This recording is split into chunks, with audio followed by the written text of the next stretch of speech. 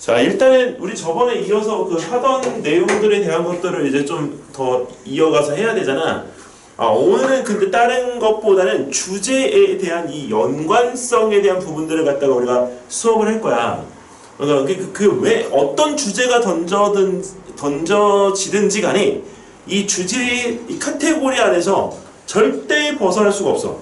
그러니까 그거를 알고 있으면 이제 창의적인 대안의 도출이 훨씬 좀 더 쉬워지거든. 그러니까 그런 부분에서 서로 연관성을 갖다 알려주는 거기 때문에 내용적인 부분에서 너무 이렇게 우리가 잘 이게 조금 너무 잘 들으려고 하다 보면 잘 안 들릴 수 있어, 거꾸로. 그러니까 약간 흘러가듯이 이렇게 들으면서 좀 내용을 갖다가 이렇게 던진 것들에 대해서 생각을 해보는 시간으로 하면 오늘 수업 시간이 약간 조금 가볍게 느껴질 수가 있어. 자, 그러면 오늘 이제 수업을 진행해 보도록 할게요.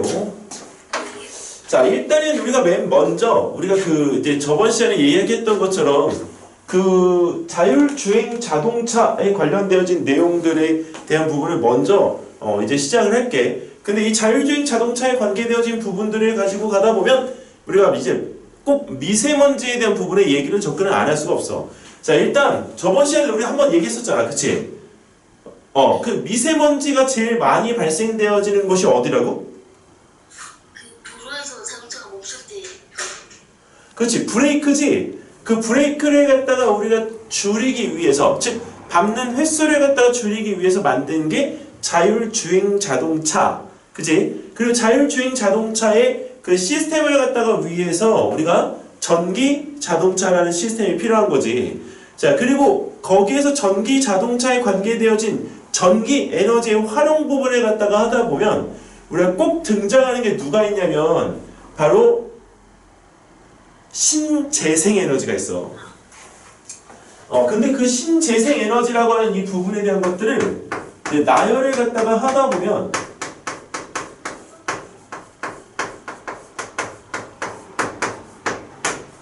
이 신재생 에너지에 대한 부분들은, 자, 우리가 대표적으로 우리가 뭐가 있을까? 풍력 발전. 자, 그래. 풍력, 그다음에 태양열, 태양광, 그렇지, 태양광.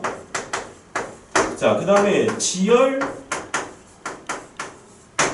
자, 그리고 또 수력, 그 다음에 또 뭐? 그 다음에 조력.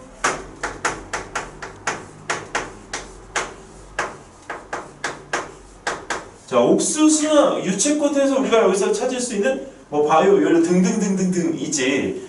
자, 근데 이 부분에서 우리가 그래도 지금까지 제일 잘 쓰고 있는 거는 지열, 그다음에 수력, 그다음에 풍력, 태양열이야.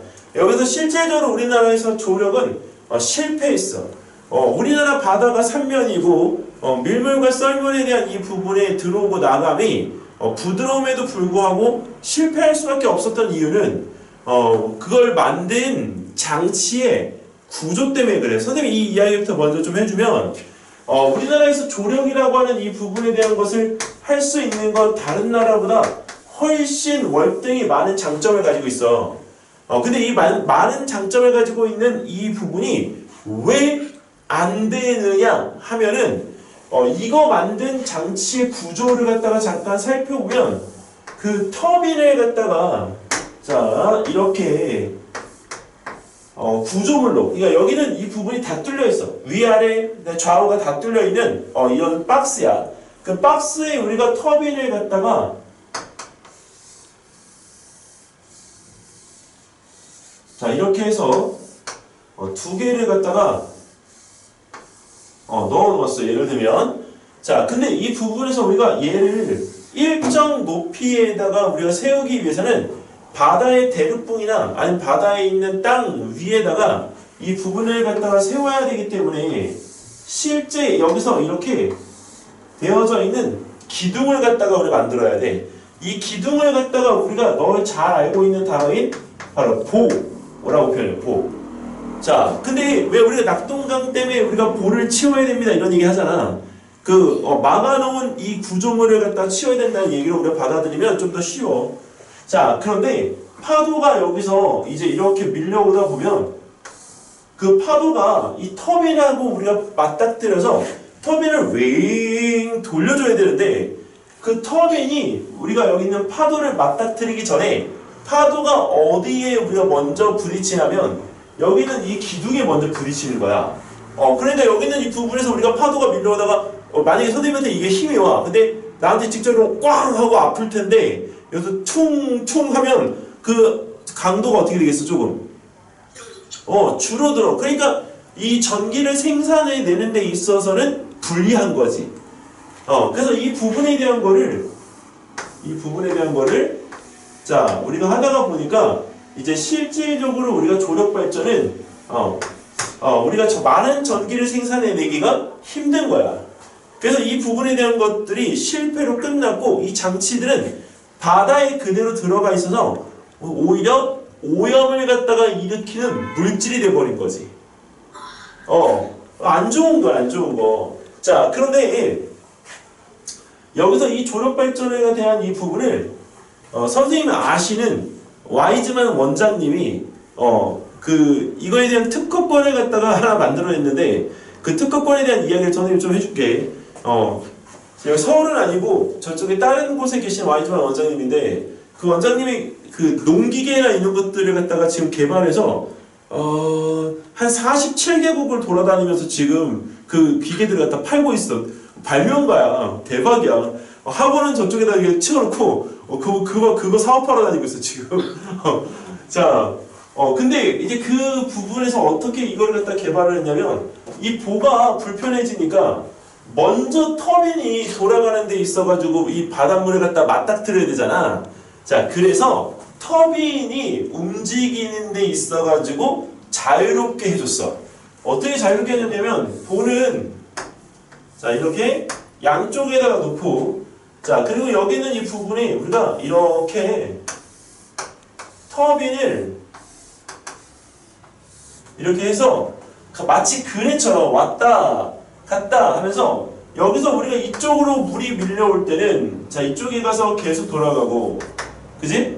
그 다음에 물이 이쪽으로 밀려가면 어떻게 되겠어? 또 이쪽에 가서 자 이렇게 가서 얘가 또 돌아가고 그리고 여기 있는 이 보는 어쨌든 간에 전기를 갖다가 생산했을 때 그 생산한 전기를 갖다가 전달을 해줘야 되잖아. 그 전달하는 이 부분의 어떤 통로로 이용을 갖다가 할 수 있는 부분에 대해서 우리가 특허를 냈어. 그래서 밀물과 썰물에 대한 조력 발전 이용에 대한 이 특허를 갖다가 이용해서 이 문제점을 갖다가 해결할 수 있지 않을까. 그래서 이런 부분에 대한 것들에 대해서 문제가 있다라고 이야기를 하면 그 문제점에 대한 부분을 해결하기 위해서 어떻게 너가 고민을 하고 있는지를 보여줘야 되기 때문에 여기서 이 문제와 이 고민에 대한 부분을 이렇게 우리가 좀 바꿔볼 수가 있는 거지. 자, 그 다음에 이제 풍력은 어떤 문제점을 혹시 가지고 있는지 알아? 풍력? 풍력 발전의 문제점.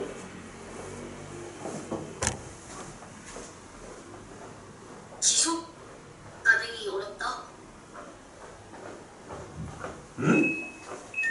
지속적으로 발전을 굉장히 오랜 시간 동안 계속 복수 없이 계속하기 힘들지 않을까요? 그 풍력 발전은 이제 쉽게 말하면 바람이 이제 우리가 세게 불 수 있는 그 지역에서만 이제 가능한 거지, 이 풍력 발전이.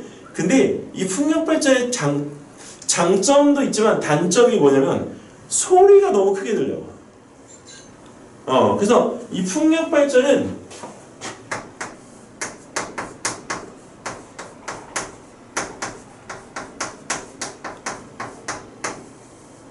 소음 문제를 가지고 있어, 소음 문제. 자, 그리고 일단은 이런 풍력 발전이 설치가 되어지는 장소가 우리가 산이나 이런 쉽게 말하면 길이 잘 발달되어진 곳이 아니잖아. 근데 이 풍력 발전의 날개 하나를 갖다가 우리가 운반하는 이 차량은 자동차 길이 열대 길이야. 그러니까 그 부분에 대한 것들이 운전이 될 때 운전이 쉽겠어, 어렵겠어? 모르겠습니다. 그래서 운반이 매우 어려운 단점이 있어. 자, 그리고 이제 여기에서 우리가 지열이라고 하는 거는, 우리가 지열 발전을 어떻게 하는지 혹시 아니? 유전아? 배경만을 정확하게 알지 못합니다. 그 지열 발전은 물로 하는 거야, 물. 아, 네. 그 물을 우리가 땅속에 지하수가 있을 때는 상관이 없는데, 지하수가 없을 때는 물을 갖다가 땅속에다 다시 넣어야 돼. 근데 너 알겠지만 너 수영 혹시 해봤어? 네. 그럼 수영하러 이렇게 물에 들어가면 물이 가벼워? 아니요, 저기.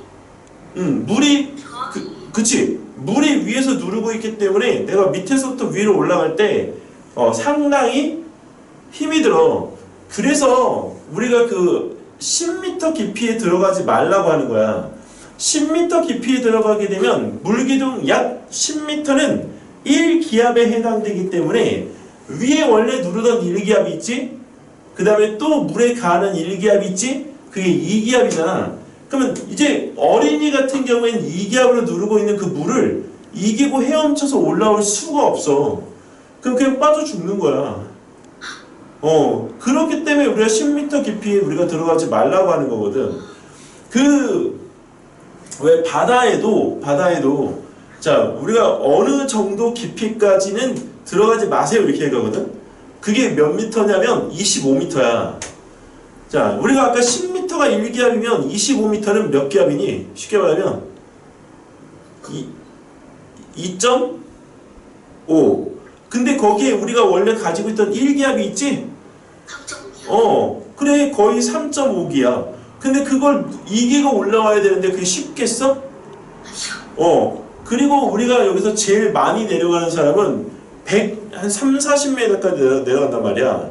그러면 13에서 15기압을 갖다가 견뎌야 되는데 그걸 우리가 견딜 수가 없는 거죠. 그리고 내려가기 전에 물이 밀어내는 힘, 부력이 있기 때문에 그걸 갖다가 이기고 내려가기 위해서 우리가 이 허리춤에다가 납을 갖다가 달아. 근데 우리가 밑에 내려가면 납을 갖다가 우리가 떨어뜨리고 다시 위로 올라와야 되는데 물이 누르고 있는 그 힘 때문에 못 올라오고 힘들어하는 거지. 그래서 우리 바닷속 깊이 들어갈 때 다이브 할 때는 실제로 우리가 여기서 스노클링 같은 경우에 그냥 맨몸으로 들어가면 안 되고 여기다가 우리가 인터쿨러 해가지고 여기서 이 공기통을 메고 들어가야 되는 게 맞아. 자, 그래서 이 부분에서 우리가 지열 발전인데 그 지열 발전은 물을 갖다가 집어넣는 건 좋은데 물이 워낙 무겁잖아. 그래서 자칫 그 물이 밑으로 땅을 갖다가 우리가 무너뜨려 버리면 그게 곧 뭐가 되느냐면 지진이 나. 그래서 그 지진이 나는 예가 바로 포항 지진이야. 그 포항 지진은 자연적으로 만들어진 지진이 아니고 이 지열 발전을 갖다가 하기 위해서 우리가 물을 갖다가 넣었는데 그 실험 도중에 그 물이 무너지면서 쉽게 말하면 싱크홀이 된 거지. 그래서 진행되어져 가지고 포항이 이렇게 흔들거리면서 그 주변에 있던 지표에 있는 건물들이 우리가 다 무너지고 깨지고 한 거야. 근데 그 물이 이제 들어갔는데 그 포항이 우리가 그 바다에 있던 모래들이 퇴적되어서 만들어진 땅이란 말이야. 그 다음에 그 물에 들어가니까 그 모래에서 물이 어떻게 돼? 빠져나가야 되는데 못 빠져나가고 거기서 우리가 물이 막 넘실넘실 돼. 그럼 우리의 땅이 어떻게 되겠어? 딱딱한 땅이 아니라 이렇게 흐물흐물 무른 땅이 되어지지. 그 무른 땅에다 건물 지으면 어떻게 될까? 그러니까 그 포항은 아직 지진으로부터 자유롭지 않아.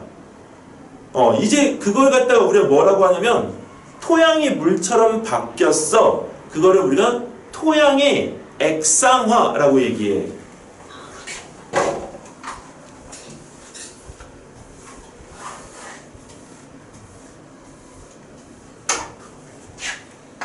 자, 포항의 예를 갖다가 들면 포항은 우리가 여기서 그 한번 지진이 발생을 했는데 이 지진은 자연재해 지진이 아니고 사람이 만든 인공 지진이야. 그래서 지열 발전으로 인해서 발전. 자, 테스트를 하던 중에 우리가 발생한 거기 때문에 자, 이 포항 지진 같은 경우에 우리가 위험한데 여기서 우리가 이 땅, 즉 그걸 갖다가 우리는 뭐라고 부르냐면 퇴적되어진 토양이라고 하는데 우리는 다른 말로는 충적토라고 표현해.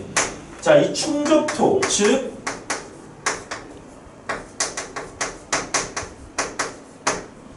퇴적 토양이 그동안 쏟아진 물로 인해서 오랜 시간이 지나면서 거기서 물이 빠져나가가지고 다시 굳어야 되는데 그게 안 되고 물이 고여있다가 모래에서 스물스물 나오는 액상화가 진행이 된 거야. 액상화가 진행이 되면 아무래도 토양이 약해지기 때문에 또다시 지진으로 발생할 수가 있어.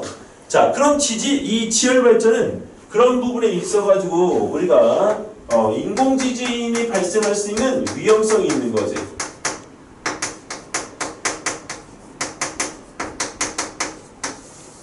그래서 연합 집안에서는 이 지열 발전을 갖다가 우리가 하면 안 돼. 자, 그리고 이제 수력 발전 같은 경우에는 우리가 어떤 문제점이 있냐면 수력 발전 좋지. 완전 우리가 여기서 실제로 무공이니까. 근데 수력 발전을 하려면 물을 가둬야 되잖아. 물을 가두면 거기 물을 가둔 지역에 동식물과 그 다음에 문화재와 이런 것들이 다 어떻게 되겠어? 거기에 잠기겠지? 그래서 우리가 이 수력 발전은 생태계를 갖다가 파괴하는 단점이 있어. 자, 그리고 이 조력 발전이라고 하는 거는 아까 이야기했던 것처럼 우리가 발전이 쉽지가 않아서 얘는 자, 우리가 여기서 안 하는 거고. 근데 바이오 연료 같은 경우에는 우리나라에서는 이거에 대한 부분의 연료를 갖다가 우리가 할 수가 없어요. 유채꽃이 많이 피기는 하지만 그 유채꽃만으로 우리가 계속적인 연료의 공급을 하기는 어려워. 그리고 옥수수가 우리나라 같은 경우에 우리가 먹거리로 하는 거기 때문에 미국처럼 많은 옥수수를 생산하지 않는 이상은 우리가 바이오 연료로 사용하기가 어려워. 그래서 이 바이오 연료라고 하는 부분에 대한 것들은 아직까지도 계속 퀘스천 마크로 우리가 남아있어. 자, 그리고 이 부분에서 우리가 신재생 에너지 중에 청정 에너지라고 하는 게 있어. 그게 바로 수소 에너지야. 근데 수소 같은 경우에 어떤 성질이 있냐면 자기 스스로 터지는 성질이 있기 때문에 아직까지는 이 수소 전지에 대한 연구가 지속적으로 진행이 돼야 돼. 자, 그러면 이제 우리가 여기서 제일 안전하다고 생각하는 태양광. 태양열이 나왔네. 자, 태양열은 어떠한 단점이 있는지 그 부분에 대한 걸 여기서 이야기해 줄게. 지금 유준이가 살고 있는 지금 도시가 이제 부산이기 때문에 그 부분에서 밀양이라는 도시를 알겠구나. 네. 그 밀양이라는 도시에 그 얼음골이 있어서 되게 유명하잖아.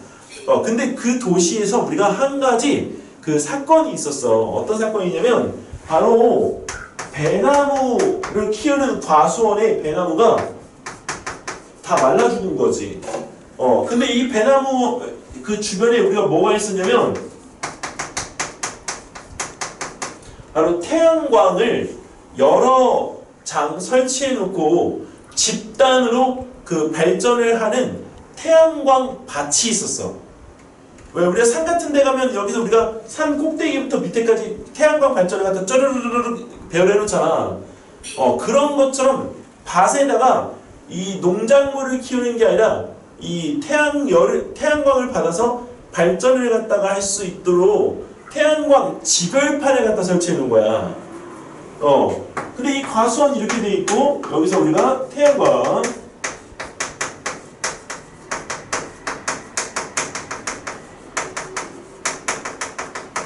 지별판을 갖다 설치해 놨어. 자, 그런데 이 나무가 어떻게 말라 죽었냐면 나무가 우리가 말라 죽은 거를 총 3군데로 우리가 구분해 갔다니까 3번 같은 경우에는 진짜 말라 죽었어.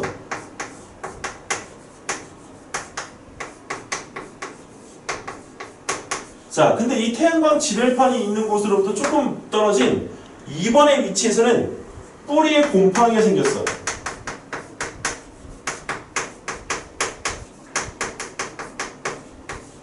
자, 그리고 1번 같은 경우에는 우리가 배가 둥글게 열려야 되잖아. 근데 배에 머리가 하나 더 붙고, 더 붙고, 더 붙고 하면서 배가 울퉁불퉁한 배들이 나오기 시작한 거야. 그럼 배가 갑자기 자라지 않고 배가 요 손톱만하게 배가 킨다든지. 그래서 여기서는 이 과육, 즉 우리가 과실이라고 하는데 열매가 기형이 된 거야. 근데 그 전해까지는 이 나무들이 전혀 그렇지 않았거든.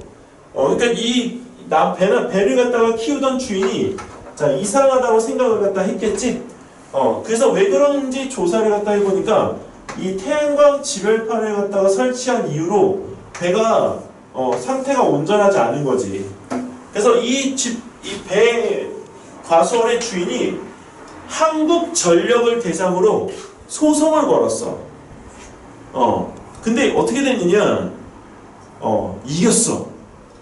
근데 이긴 게 왜 중요하냐면 여태까지 대한민국에서 그 태양광 지별판으로 그 과수원 주변에 있는 식물들이 피해를 갖다가 입었다라고 인정한 사례가 단 한 건도 없었기 때문에 그 부분에 대한 사건이 매우 중요한 거야. 한국전력이 자기네가 설치한 태양광 지별판 때문에 이 과수원에 있는 배나무가 피해를 입은 게 맞습니다라고 인정한 최초의 사례인 거지. 근데 왜 이 부분에서 태양광 발전에 대한 부분으로 인해 이 배나무가 피해를 받게 되느냐? 일단 지별판은 이 빛을 갖다가 흡수해서 반사시키잖아. 근데 그 지별판에 우리가 반사되어지는 빛을 우리가 여기서 쪼이면 약 500도 가까이 돼.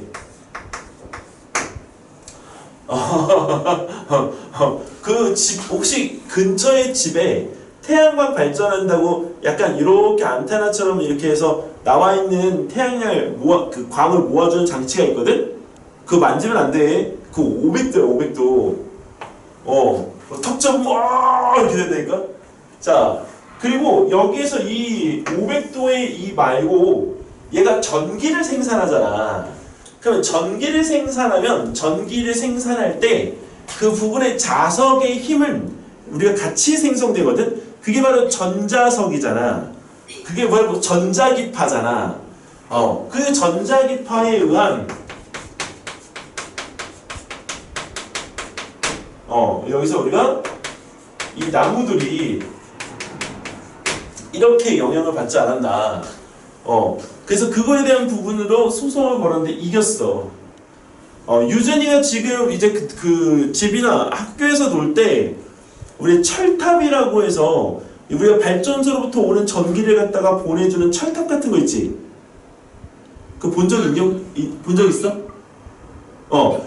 그 철탑이 원래는 선생님이 다니던 국민학교 때는, 초등학교 아니라 국민학교 때는 놀이터에 있었어. 그 놀이터에 있던 것들이 지금 다 없어진 거거든? 다 산으로 갔잖아. 근데 이거 왜 그런 줄 혹시 알아? 그거 진짜 감정돼. 선생님 때는 올라가서 맞아. 선생님 때는 사건 사고가 있었어. 올라가. 근데 올라갔는데 못 내려와. 그러다가 헬기를 불러.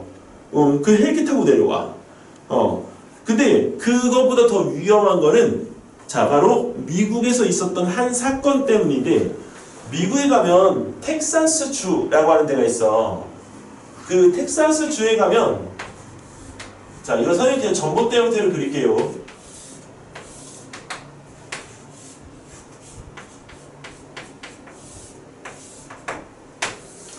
발전소로부터 온 전기를 갖다가 우리가 여기서 흘려보낼 때, 여기서 우리는 뭐가 발생하냐면 이 자기장이 발생해. 근데 송전탑 이라고 하는 것과 송전탑 이라고 하는 것을 지나가는 이 부분의 전선의 굵기는 선생님 팔뚝보다 더 굵어. 그런데 거기에 6만 볼트에서 10만 볼트의 전류가 흘러가는데, 여기서 이 송전탑 아래에 있던 마을들이 있고 그 마을들에 살고 있던 주민들이 갑자기 암 발생률이 1%도 아니고 40%나 높아진 거야. 이거 보통 암 발병률이 높아진다고 할 때 2%만 높아져도 엄청 많이 높아졌다고 얘기하거든. 근데 40%야. 또 대장암, 뇌설, 유방암, 피부암 이런 것들 여러 가지가 다 많이 나. 가지. 그러니까 갑자기 암이 발생하니까 이상하게 생각하잖아. 그래서 미국에서 왜 그럴까? 과학자들이 연구를 했어. 근데 결론이 나왔는데 바로 송전탑에서 발생시킨 전자기장이 이 마을에 있는 사람들에게 영향을 주었다. 이렇게 몇 표를 한 거지.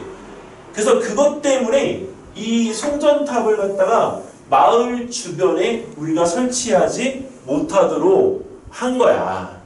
그러니까 우리나라에서도 그걸 보고 송전탑을 국민학교나 놀이터에 있던 것들을 다 옮긴 거야. 그 큰 비용을 들여서 안 그러면 진짜 큰일 나게 생겼으니까. 그래서 우리나라에 이런 속담이 하나가 있는데 이거는 우리 현대 생활에서 만들어진 속담인데 전선이 지나가는 아래에 있는 집은 사지 않는다. 이게 원칙이야. 이해됐니? 그래서 그거를 아는 사람들은 이 주택 같은 경우에는 전선 아래쪽에 있는 집들은 사지 않아. 그래도 최근에 이제 아마 유준이가 아직 어려서 잘 모르겠지만 부산 근처에 아까 밀양이라는 그쪽 도시에 미국에서 이제 사드라는 미사일이 배치가 되면서 그 마을 사람들을 다 몰아냈어. 왜? 그 사드는 전자기파가 약 34km 범위 내까지 미칠 정도로 엄청나게 자기장이 세. 그러니까 사람들이 그 안에 들어있으면 자기도 모르게 거기에 대한 피해를 갖다가 받아. 그래서 몰아낸 거야. 이게 삶의 터전은 잃어버리지만 그렇다고 목숨까지 잃어버릴 수는 없잖아. 그래서 그 이유가 있는 거지. 자, 지금 거기 이런 부분들에 대한 것들 때문에 미국에서는 이거에 대한 결정을 어떻게 했냐면 미국은 천연 자원이 굉장히 많은 나라야. 바닥에 땅 속에 들어있는 석유도 지금 거의 쓰지 않았어. 다른 나라에 다 수입해서 쓰고 있지. 그래서 미국 같은 경우에는 이 전압을 갖다가 220V로 높이지 않고 아직도 110V를 쓰고 있어. 그게 왜 그래? 센 전류를 흘려보내면 전기가 누전돼서 손실되어지는 부분은 적더라도 센 자기장이 발생을 하니까 사람들이 피해를 입는 거야. 그래서 국민의 건강을 보호하기 위해서 110V를 고집하고 있는 거야. 우리는 유준아. 여기서 끼고 손실 아끼려고. 그게 아니라 우리나라는 전기를 생산해낼 수 있는 천연 자원이 없어. 이게 부족한 게 아니라 아예 없어. 그러니까 우리는 전기가 누전되면 되겠어, 안 되겠어? 그러니까 우리가 세게 흘려보내는 거야. 근데 싱가포르나 스위스 같은 경우는 우리나라보다 더 세잖아. 330V. 유럽에 갈 때 이 전선 코드를 앞에 되짚고 있잖아. 그거를 이게 3구짜리를 가지고 가. 그게 330V거든. 근데 이거 330V 왜 가지고 가겠어? 그 나라가 330V를 쓰니까 그렇지? 왜 330V를 쓸까? 우리나라보다 더 없는 거야. 이거보다 더 없으면 뭐구나. 이게 자원이 없는 거야, 자원이. 그러니까 우리나라가 아직은 유준아 잘 사는 나라인 거야. 알았지? 자, 근데 이거를 갖다가 전기를 생산해내기 위해서 태양광 발전에 대한 부분을 해야 된다고 하는데 여기까지 지금 한 이야기를 뒤집을 수 있는 이야기를 들려줄게. 태양광 발전은 우리가 지금까지 설치한 문재인 대통령이 있었던 그 정부에서 태양광 발전 사업을 갖다가 통해 설치한 태양광이 지금은 포화 상태야. 그렇기 때문에 더 이상 태양광 발전을 설치하지 않아도 태양광으로 우리가 만들 수 있는 생산되어진 전기를 충분히 쓸 수가 있어. 오히려 생산한 전기를 모을 수가 없어. 버려야 될 판이야. 자, 그런데 우리가 이런 전기를 생산해내기 위해서 우리가 원자력 발전도 있고 수력도 있고 이런 것들 다 있지만 어쨌든 화력 발전이라는 부분이 아직도 60개나 되어지는 발전소가 있어서 거기에 석탄이든 아니면 우리가 석유든 넣어서 떼야 된단 말이야. 근데 그거를 갖다가 해결하려면 결국 우리가 석유가 필요한 거잖아. 자, 그거를 어떻게 할 거야? 땅을 파? 우리 옆에 있는 남쪽 바다에서 그 칠광구라는 데서 석유가 발견됐으니까 그거 갖다 가서 우리 멋대로 다 퍼내? 와, 그 국제적으로 우리는 공격당할걸? 미사일 날라올 거야 진짜. 자, 그럼 우리는 어떻게 해야 되니? 어떻게 해야 될까, 유준아?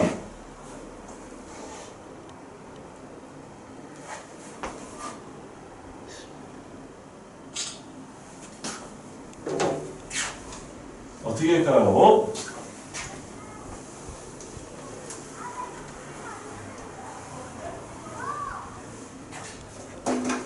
자, 이거는 우리나라에서 발견한 기술이고, 우리가 이게 쉽게 말하면 우리나라가 만든 기술인 거지. 근데 우리가 그 원천 기술에 대한 이 부분을 가지고 있는 것 중에 하나가 뭐냐면, 환경 문제 할 때 제일 그 문제가 되는 게 뭐야, 유진아? 환경 문제 할 때. 얼마 전까지만 해도 이것 때문에 진짜 문제시 된다고 엄청 떠들어댔어. 그리고 그래서 마트에서도 이거 안 써, 약국에서도 이거 안 써. 플라스틱 봉투. 그치? 근데 그 플라스틱 뭐로 만들어? 석유로 만들지? 아, 네네. 자, 근데 그거보다 더 심각한 거 뭐냐? 바로 비닐이야. 비닐. 근데 이 비닐이 우리가 땅속에 버려지면 1000년이 지나도 이게 썩지를 않잖아. 그래서 이 비닐이라고 하는 이 부분에 대한 거는 우리가 썩지 않는 우리가 여기서 제품으로 진짜 우리가 환경 오염에 대한 부분에 심각한 문제를 발생시킨다라고 우리가 했었어. 자, 근데 우리나라에 있는 에너지 관리 공단에서 자, 에너지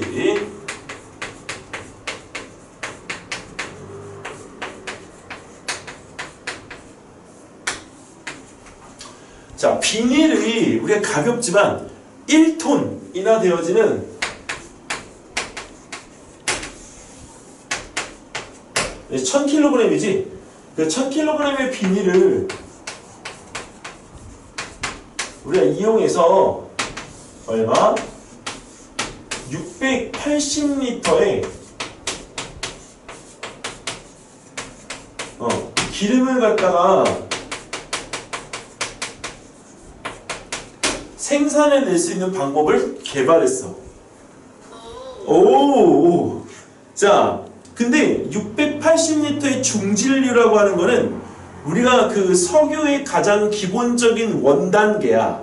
그러니까 여기서부터 우리가 그 자동차에 들어가는 경유, 휘발유, 그다음에 이런 플라스틱에 대한 부분들을 만들 수 있는 나프타, 화학섬유 제품들을 만들 수 있는 것들을 다 여기서 만들어낼 수가 있어. 자, 근데 680리터면 전체 이 양의 68%잖아. 그럼 나머지 32%는 어디 갔어?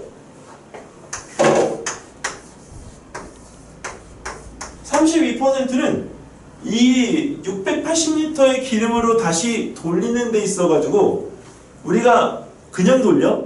여기도 에너지를 써야 되잖아. 그 에너지로 사용하는 거야.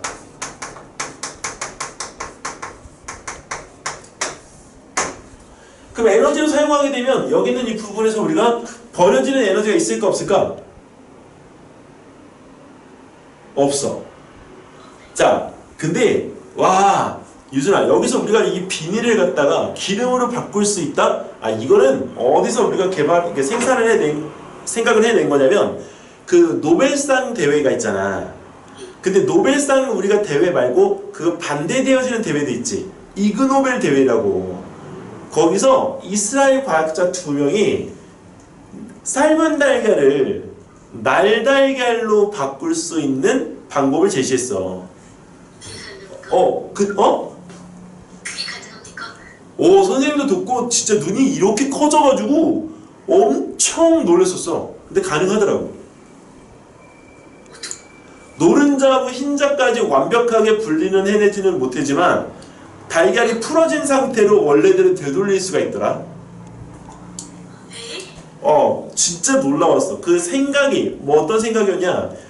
삶은 달걀은 열을 받아서 단백질이잖아. 단백질이 고형화라고 해서 고체 상태로 일정한 모양을 가지게 되어진 것이야. 그러면 그 모양을 흐트러뜨리면 원래대로 되돌아갈 수가 있겠지. 그래서 그 모양을 갖다가 흐트러뜨리기 위해서 원심력을 준 거야. 그 과학 우리가 그 실험 도구 중에 원심 분리기라는 장치가 있어. 센트리퓨즈라고. 그거를 5000rpm에서 15분 정도를 우리가 돌리게 되면 삶은 달걀이 날달걀로 바뀐다는 거야.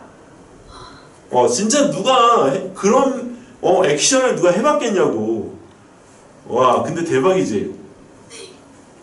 자 그러면 원래대로 되돌릴 수 있는 거잖아. 쟤네도 원래대로 되돌릴 수 있는 거잖아. 그 관점에 대한 차이가 바꾼 거라고. 그래서 이걸 갖다가 원래 바꿀 때 얘네를 우리가 480도의 온도를 유지해서 우리가 계속 놓아두면 비닐이 녹으면서 그게 기름으로 짜지는 거야. 근데 더 좋은 건 뭐냐? 여기 비닐을 갖다가 우리가 수거해서 기름으로 만들다 보면 그 비닐에 이물질들이 엄청 많이 묻어 있을 거 아니야. 근데 그렇게 묻어 있어도 상관이 없다는 거지. 자, 그래서 지금은 송도 우리가 그 간척 사업을 통해서 땅을 지금 넓히고 있거든. 그 간척 사업으로 땅을 넓힌 곳에 이 기술을 우리가 가진 공장을 지금 지을 거야. 그래서 우리가 하루에 이거 처리량이 1톤밖에 안 되는데 지금 올해부터는 10톤으로 늘린다고 했고, 그리고 영국 같은 데에서 이 기술에 대해서 관심이 있어서 그 원천 기술에 대한 이 부분들을 우리가 특허를 사용하는 조건으로 우리는 그거에 대한 세금을 받을 수가 있어. 돈을. 그러니까 우리가 기술에 대한 이 부분으로 우리가 수출을 갖다 하는 거지. 근데 더 재밌는 거는 여태까지 우리나라가 쓰레기를 버리기 위해서 다른 나라에 선택을 해서 그곳에 쓰레기를 버리면서 돈을 줬단 말이야. 근데 거꾸로 이제는 이런 비닐에 대한 부분들을 우리나라에 버려라. 우리나라 돈 받을게. 그리고 우리는 이걸로 뭘 만들어? 석유를 만드는 거지. 자, 그러면 이 부분으로 우리는 뭐가 될 수가 있느냐면, 짧게 생각하면 이게 진짜 가능해 이렇게 되지만, 얘는 우리가 석유를 땅속에서 퍼내는 중동 사우디아라비아나 또는 우리가 카타르나 이런 나라들처럼 바로 원유 생산국이 가능해. 근데 우리는 이미 한번 만들어졌던 것을 갖다가 다시 바꿔서 사용하는 거기 때문에 2차 우리가 석유 생산국이라는 타이틀을 가질 수가 있어.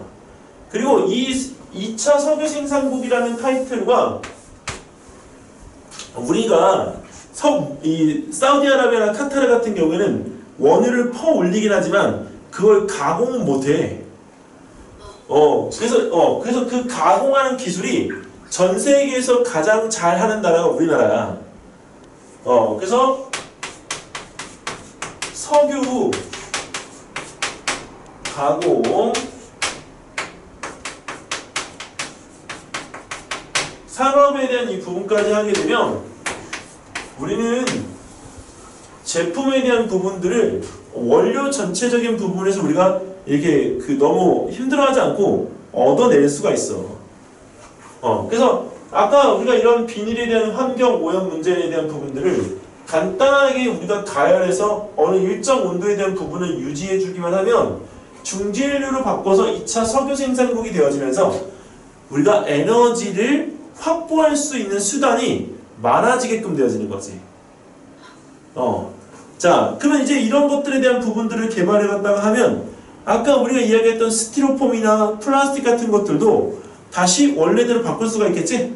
그리고 더 재밌는 건 비닐과 그 다음에 지금 유준이가 쓰고 있는 필통, 그 다음에 주변에 있는 우리가 비닐 소재 아크릴, 그 다음에 이런 것들 다 석유란 말이야. 그럼 걔네들에 대한 이 부분들의 특정 온도로 가열을 해서 다시 원래대로 바꿀 수 있는 기술만 찾으면 우리는 다시 석유를 갖다가 만들 수가 있고 에너지에 대한 부분의 순환을 갖다가 통해서 자원을 확보하고 갈 수가 있단 말이야.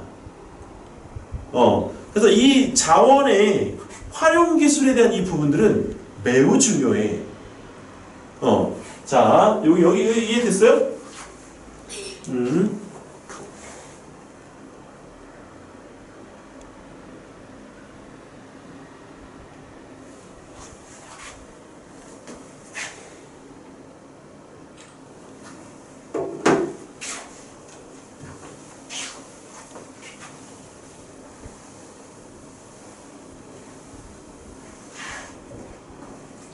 자, 유준아, 이번에는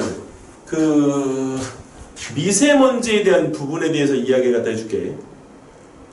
미세먼지 아까 우리가 막을 때 우리가 이제 실질적으로 여러 가지 방법들에 대한 것들을 했지만 미세먼지에 대한 부분이 발생되어지는 원인에 대해서는 이야기하고 막는 원인에 대한 이야기는 해주지 않았잖아.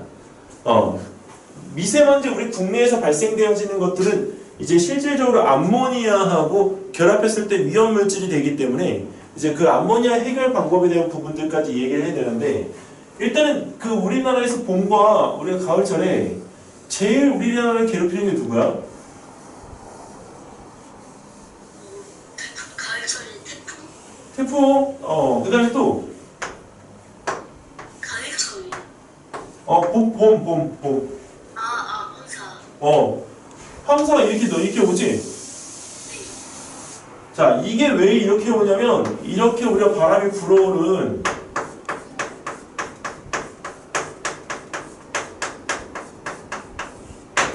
편서풍 때문이야, 편서풍.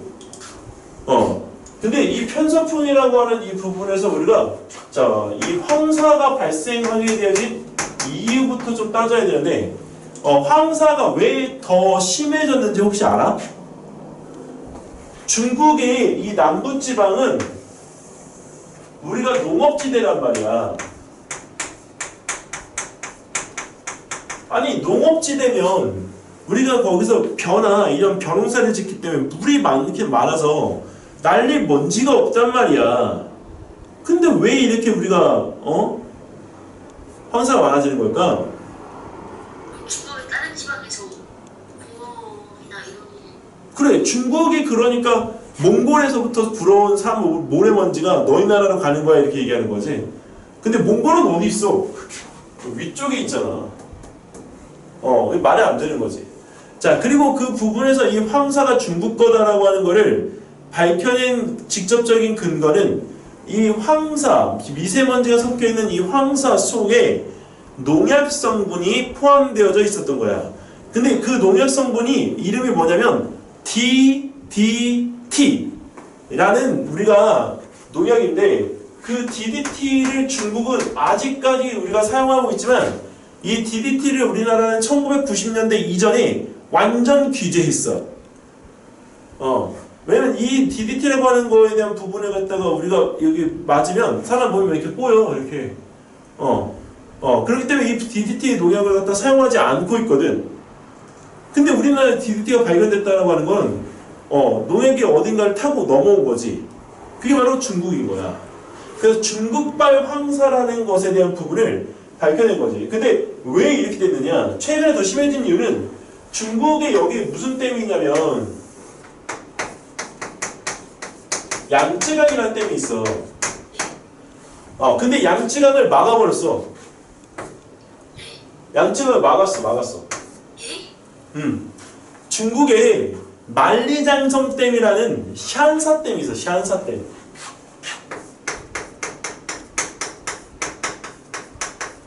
댐 길이만 4km야. 뭘 놀래고 그래. 중국이잖아. 4km. 이 물을 내뿜는 이 문만 28개야. 우리나라는 좀 크다고 해도 많아야 5개인데, 얘는 28개. 그냥 엄청난 길이인 거지. 자, 근데 이 댐으로 물을 갖다 막았는데, 이 댐에 있는 그 물이 얼마만큼이냐면, 놀라지 마. 400톤이야. 400톤이 어느 정도인지 모르지? 백두산 천지에 담겨져 있는 물이 20억 톤이야. 그거의 20배야, 20배. 자, 근데 이 물을 갖다가 막아놓으니까 이 양쯔강이 바닥이 어떻게 되겠니? 바짝바짝 마르겠지? 바람이 한번 쑥 하고 불면 그 먼지가 어디로 날아와?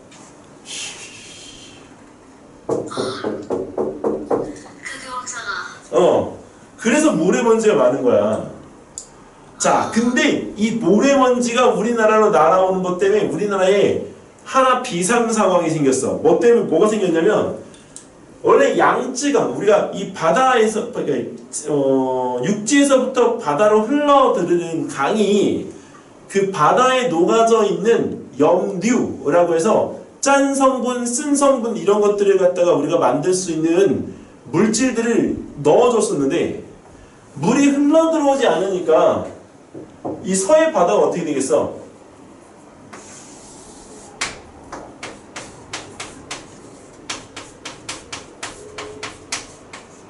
덜 짜지는 거지. 그러니까 이제 덜 짜지니까 바다 생태계가 어떻게 돼? 망가지는 거지. 비상이 걸렸어. 자, 그래서 이거를 갖다 해결하기 위해서 고려대학교에 있는 학생들이 제시했던 방법을 선생님이 너한테 알려줄게. 자, 고려대학교에 있던 학생들이 이 부분에 대한 걸 갖다가 우리가 해결하기 위해서 해상분수라고 하는 거를 제안을 했는데, 해상분수는 어떻게 생겼냐면, 이 부분에서 우리가 약간 이렇게 도런 모양처럼 생겼어. 여기까지가 끝이야. 제시한 것까지만. 자, 너무 허탈하지? 이 해상분수로 바닷물을 쏘아 올립시다. 그러면 여기에 물막이 형성이 돼서 그 미세먼지들을 바다로 다시 떨어뜨릴 수 있습니다. 자, 여기까지가 이야기됐던 거고, 자, 이제부터는 우리가 이거를 조금 더 정교하게 만들어 보자. 자, 이 해상분수를 설치해야 되는 건 어디서부터 어디까지냐면, 인천부터 우리가 목포 앞바다까지 이렇게.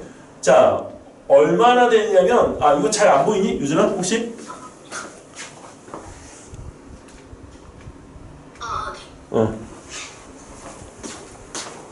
여기가 240km 정도 돼. 인천부터 목포까지. 자, 그런데 여기에 설치되어야 되는 이 해상분수가 물을 쏘아 올릴 때 이 실질적으로 어느 정도 높이까지 쏘아 올려야 되는지가 관건이잖아. 자, 그래서 그거에 대한 부분에 탐구했던 내용을 잠깐 알려주면, 중국의 베이징에 가면 100m짜리 공기청정기가 있어. 100m면 우리 지금 유진이가 살고 있는 집의 높이가 2m 정도 되거든? 그러니까 아파트 높이로 하면 50층인 거야. 이게 50층짜리 공기타워가 5개가 있는 거야. 중국이잖아. 그런데 그거를 설치하니까 이 베이징 시내에 있는 공기 정화가 어느 정도 됐을 거다. 중국에서 발표한 걸로는 17% 정도의 공기 정화가 됐다라고 하는데, 베이징 시내가 워낙 심하기 때문에 공기 정화가 잘 안 됐을 거라고 봐. 자, 그런데 제일 재밌는 건 뭐냐? 이탈리아에서 야, 너네 거짓말하지 마 라고 했어. 이탈리아에도 공기청정기 타워가 있더라고. 근데 걔네는 몇 미터짜리가 있냐면 50미터짜리가 있더라고. 근데 이탈리아에서 정말 효과적인 높이가 얼마일까? 라는 연구를 했는데 그 연구에서 내놓은 결론이 몇 미터냐면 10미터야. 10미터. 이 아파트 높이로 하게 되면 5층 높이가 가장 미세먼지를 제거하는 데 있어서 효과적인 높이라는 거지. 자, 근데 이제 그런 부분들을 갖다가 이제 우리가 설치를 했는데 여기 어쨌든 간에 이제 그런 부분에서 어느 정도 높이가 좋을 거냐. 그러면 10m는 넘어가야 된다는 거잖아. 그러면 우리가 아무리 높아도 거기 있는 부분에서 30m는 넘어가지 않을 거기 때문에 최소한 이 물기둥이라고 하는 이 부분에 높이가 10m 이상이어야 돼. 근데 유준이가 그 호스나 이런 걸로 물을 갖다가 쏘아 올린다고 가정했을 때 10m 쏘아 올리는 게 쉽니? 아니요. 절대 어려워. 그러면 물을 갖다가 제대로 높이 쏘아 올리기 위해서는 물을 쏘아 올리는 뭐가 필요해? 압력이 필요하지. 그래서 그 압력을 갖다가 주기 위해서 물을 쏘아 올리는 호스에 자, 구멍이 이런 게 좋아? 아니면 이런 게 좋아? 왼쪽, 오른쪽? 오른쪽. 이게 좋은 거야. 이거를 갖다가 우리가 뭐라고 부르냐면 노즐이라고 불리는데 그 노즐을 여기다가 설치하는 거지. 그것도 한 개가 아니라 여러 개를 갖다가 설치해서 물이 발사되어져 올라가는 높이가 일정하도록. 자, 그리고 여기에 있는 이 해상 분수는 물 위에 떠 있어야 되잖아. 그럼 나무로 만들면 어때? 나무가 물에 젖어서 썩어. 그럼 쇠로 만들면 쇠도 부식돼. 야, 그럼 이 물에 견딜 수 있는 소재가 필요한데 그게 바로 뭐야? 집에서도 음식 먹을 때 사용하는 도자기 말고 스테인리스 그릇이야. 그러니까 스테인리스 강이라고 하는 걸로 여기 있는 이 부분에 대한 소재를 우리가 하면 돼.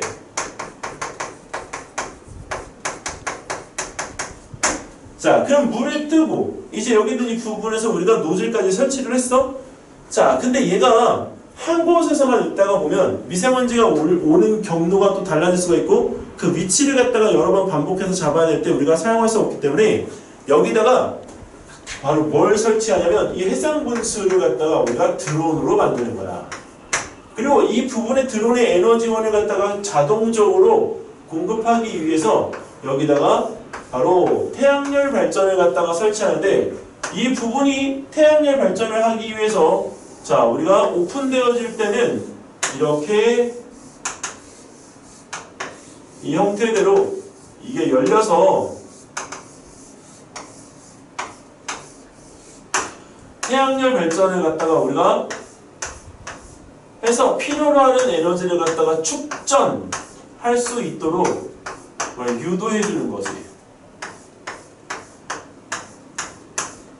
이거는 우리가 여기서 선생님하고 학생들이 만든 거야. 이거는 우리가 그 실제로 탐구를 갖다가 진행했던 부분이고 이걸로 해서 우리가 모델을 만들었어. 자, 그럼 유준아, 저 장치를 갖다가 만들면 240km나 되는 곳에 한 개만 만들면 되겠어, 안 되겠어? 여러 개가 만들어지지. 그럼 그걸 만들어서 드론이니까 저거를 통제할 수 있는 뭐가 있어야 돼? 그치. 센터가 있어야 돼, 센터. 그럼 그 센터에서 얘네들을 갖다가 우리가 모았다가 출격하듯이 이렇게 해서 미세먼지가 몰려올 때 또 나가서 쏘아 올리고 하면 되겠지. 야, 근데 그거 한 번 할 때마다 마치 지붕이 열리면서 노트 태권도에 나오는 것처럼 장관 아니겠어? 맞지? 보고 싶을 거 아니야. 그럼 그걸 갖다가 우리 이용해서 뭘 하면 되겠어? 바로 관광산업. 그래서 이 부분에서 이 드론들이 배치되어져 있는 특정 지역에 대한 이 부분을 바로 리조트로 바꾸고 그 리조트를 갖다가 이용해서 분수를 쏘아 올리는 관광 사업을 하면 그 지역은 경제 발전까지 우리가 끌어들일 수가 있지. 그리고 해상 분수가 설치되어져서 날아오는 미세먼지를 갖다가 막아서 바다로 떨어뜨릴 거 아니야. 네. 그럼 바다로 떨어뜨리면 더 장점이 뭐야? 아까 덜 짜 했던 이 바다가 다시 짜지겠지. 아, 네. 생태계가 어떻게 되겠어? 회복이 되겠지. 네. 오, 너무 기가 막힌 이론 아니야? 네가 꼭 만들어야 돼. 저기 어, 저기 항구도 좀 있고 인천 쪽이랑 저쪽에 항구가 꽤 많을 텐데 저기 항구에서 나오면서 만약에 인천에 겹치면 일단 드론이라고 해서 나와야 하고 그리고 저기 부스 태양 전지판이 펴지면서 부스가 내려올 때 저기 안 젖도록 해야 하는 점도 있고 그리고 저기 여러 군데에서 많이 퍼져나가는데 사이에서 어떤 여러 변수가 있을 수 있는데 그치. 실내 위험이 있을 수 있지 않을까. 그치. 그래서 이 태양열 전지판이 펼쳐져 있을 때는 이 실제로 저게 옆에 붙어 있을 수는 없잖아. 그 어느 일정 거리를 떨어져야 되는데 그 일정 거리가 떨어지도록 하려면 물이 쏟아져 올라올 때 아까 이야기했던 노즐이 이렇게 일자로 올라가기만 할 거 아니야. 근데 왜 물을 갖다가 높이 쏘아 올리는 줄 알아, 유준아? 미세먼지가 어? 미세먼지가 오는 구역이 아까 선생님 미세먼지를 떨어뜨려야 된다 그랬지? 네, 어떻게 떨어질까? 물과 미세먼지가 붙어서 물이 떨어지면서 그럼 미세먼지가 붙어서 떨어지게 되면 그게 뭐야? 뚝 비야 비. 아, 네. 그래서 우리가 여기 있는 이 부분에서 얘네가 너무 붙어가지고 있을 필요가 없어. 이 물안개처럼 물막을 형성해 준다라고 하는 건 미세먼지가 비가 내릴 수 있게끔 비를 만들어주는 응결핵이라는 역할을 해. 그 역할을 갖다가 해서 떨어지면 그 자체가 우리나라를 건너오는 미세먼지를 최소화시킬 수가 있는 거야. 그렇다면 인공 강우 같은 것이 효과적이지 않을까요? 어디? 인공 강우 같은 것이 효과적이지 않을까요? 인공강우는 실패했지. 우리나라에서 실패한 사업이기 때문에 그래. 중국 같은 경우에도 인공강우에 대한 부분이 가장 발달되어져 있는 나라긴 한데 중국에서 인공강우를 갖다가 우리가 하면 문제가 뭐냐면 공기가 움직이잖아. 공기가 움직이는데 마음대로 이 수증기를 갖다가 비로 만들어가지고 내려버리면 갑자기 이쪽에 있는 습도가 어떻게 될까? 낮아지지. 여기는 습도가 높아지는데 상대적으로 비가 필요한 곳에는 비가 안 내리게 돼. 그러니까 오히려 그거는 약간 우리가 이런 표현은 좀 그렇지만 기후 이기주의에 우리가 속해. 그래서 그런 부분이 있기 때문에 우리가 여기서 이 해당 분수에 대한 부분들을 우리가 하는 거고 만약에 도시 같은 데서 이용을 하게 되면 우리가 암모니아가 물에 잘 녹기 때문에 그 암모니아를 갖다가 우리가 녹여서 우리가 물에 가라앉히는 작업을 하면 대도시의 공기질이 개선될 수가 있어. 자, 여기까지가 그래서 미세먼지를 해결하기 위한 해상 분수라고 하는 부분에 대한 이야기였습니다. 자, 여기 또 여기까지 질문 혹시 있나요?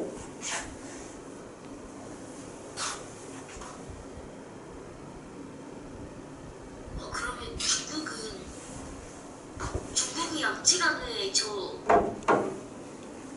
4km의 파급적인 댐을 세운 이유는 무엇일까요? 중국이 발전 시설이 굉장히 우리가 없어요.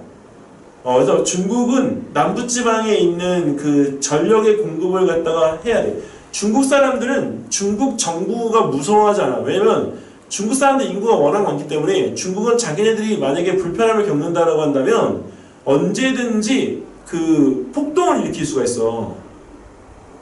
근데 문제는 더울 때 에어컨 못 쓰고 추울 때 우리가 히터 못 쓰면 사람들의 불만의 목소리가 어떻게 되겠어? 그러면 우리나라로 따지면 정치인들인데 그 정치인들의 인기가 어떻게 되겠니? 그러면 이제 그게 안 되니까 그 부분에 대한 것 갖다가 우리가 이제 해소하기 위해서 그 남부 지역에다가 이런 댐을 만든 거야. 근데 이게 더 재밌는 얘기 아니라 무서운 얘기를 해주면, 여기 중국의 이 남부지방 여기 일대에 뭐가 있냐면 원자력 발전소가 있어. 근데 원자력 발전소가 있는데 그 원자력 발전소에서 방사능이 누출되면 편서풍을 타고 어디로 와? 이렇게 오는 거지. 저번에 일본의 후쿠시마 원전이 터지고 났을 때 그 방사능이 우리나라를 안 왔잖아. 올 수가 없어, 과학적으로. 왜? 편서풍이 돌고 있는데 우리나라로 온다는 거는 지구가 미친 거지. 근데 그래서 그 방사능이 어디로 갔느냐? 캐나다로 갔어. 그래서 그 해에 캐나다에서 임신해서 출산한 사람들 중에 기형아를 낳는 확률이 높아졌어. 그게 10년 전의 일이야. 자, 근데 후쿠시마 오염수 방류한다고 난리던데 어떻게 해야 돼? 후쿠시마 오염수 방류에 대한 부분에 대해서 우리가 근접을 할 때 무턱대고 우리가 여기서 후쿠시마 원전의 오염수 방류가 나쁘다 이렇게 얘기를 할 수는 없어. 왜냐면 이제 방사능이 누적되어져 있는 바닷물에 이제 우리가 돌고 돌아서 분명히 우리나라에도 올 거야. 근데 중요한 건 후쿠시마 원전 방수가 도쿄에서 되어질 때 우리나라 위치에서 방류가 되면 이 해류가 위로 올라간단 말이야. 그 해류가 위로 올라가면 우리나라한테 피해가 있느냐? 없을 수도 있다는 얘기지. 무조건 방류에 대한, 그럼 어디가 제일 먼저 피해를 받겠어?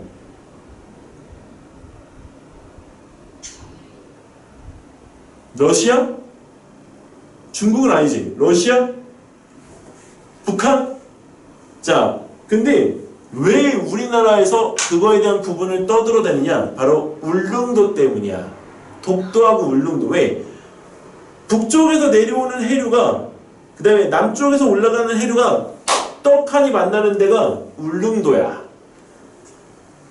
그래서 거기가 물고기가 제일 많은 조경수역. 쉽게 말하면 우리가 그 황금어장이라고 불리우는 그 물고기 많은 그 지대, 전 세계에서 7개밖에 없는 황금어장 중에 우리나라가 5위야. 근데 그 물이 여기 만나서 이 섞이는 과정 중에서 방출한 이 그 오염수가 거기에 머무르면 어떻게 돼? 오염돼서.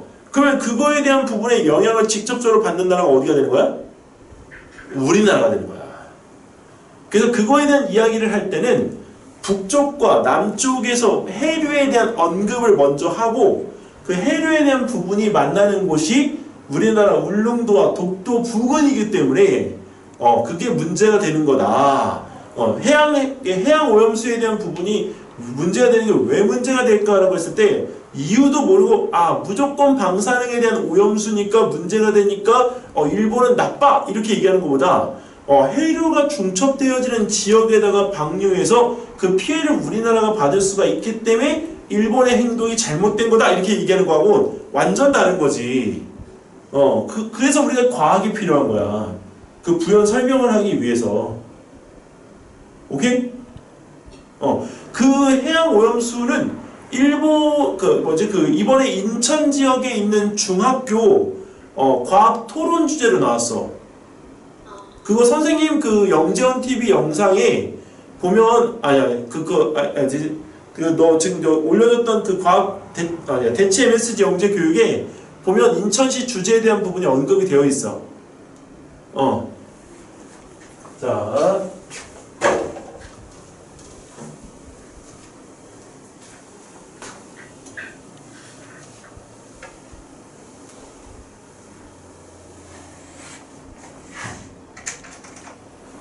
자, 이제는 우리가 여기 있는 이 부분에서 에너지 부분하고 그 다음에 이제 환경 부분에 대한 이야기를 갖다가 좀 했네.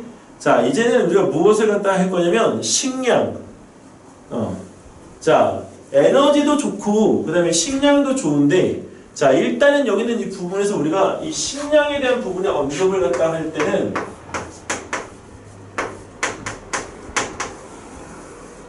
자, 우리가 꼭 언급을 안 할 수가 없는 게 바로 고기야, 고기.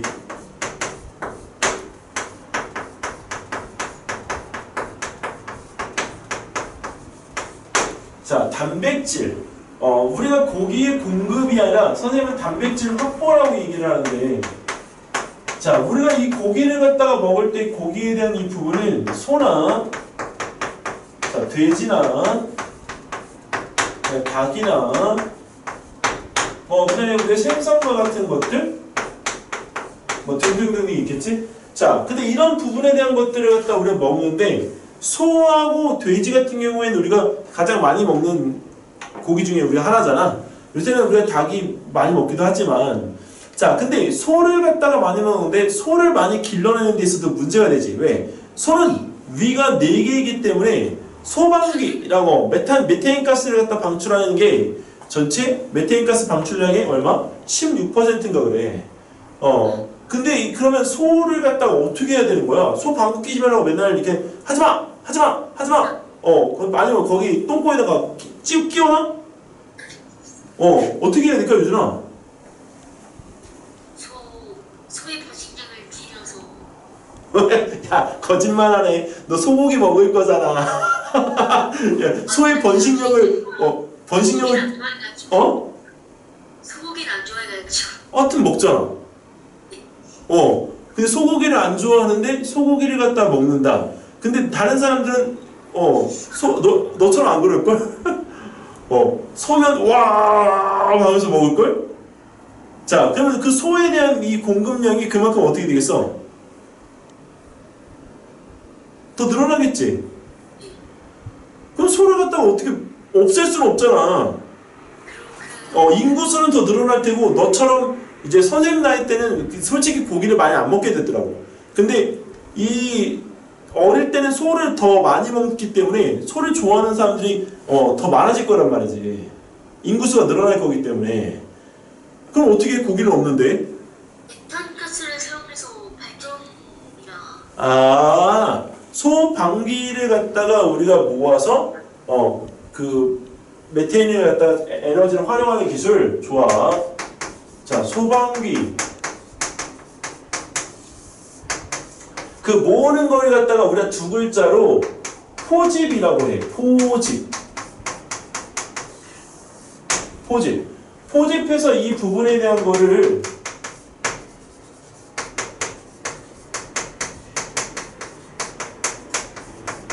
재활용하는 거.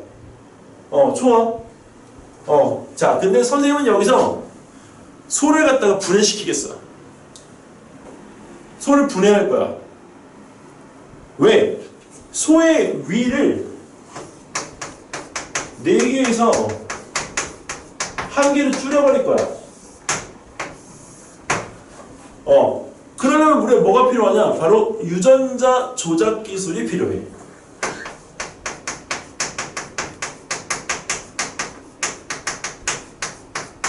자, 그럼 우리가 여기서 잘 모르는 친구들은 선생님! 유전자 조작 기술을 갖다가 이용해서 소의 위를 4개에서 1개를 줄입니다. 그러면 소는 메테인 가스를 갖다가 우리가 뿜어내지 않기 때문에 우리는 이 지구 온난화를 갖다가 예방할 수 있습니다. 이렇게 나오는데 소 위 4개일 때하고 소 위 1개일 때하고 가스만의 차이가 있을까? 뭔 차이가 있을까? 먹는 것도 있지만 먹고서 싸는 게 있어. 소가 위에 4개일 때는 거의 그 죽과 같은 똥을 싸. 근데 위 1개일 때는 사람처럼 된 똥을 싸. 그러면 우리가 나중에 이 먹는 거에 있는 이 부분도 그렇지만 소의 똥을 갖다가 처리하는 문제가 생기겠지.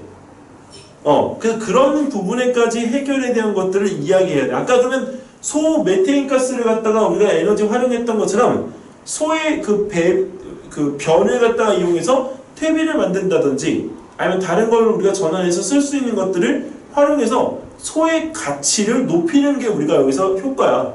그리고 소가 위가 1개면 먹는 양이 그만큼 늘어나겠어? 안 늘어나겠어? 안 늘어나.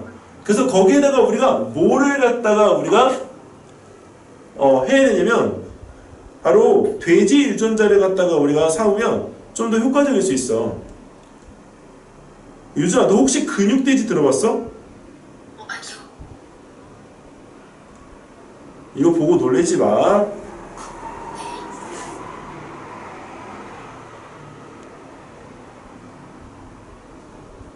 에이, 근육돼지요.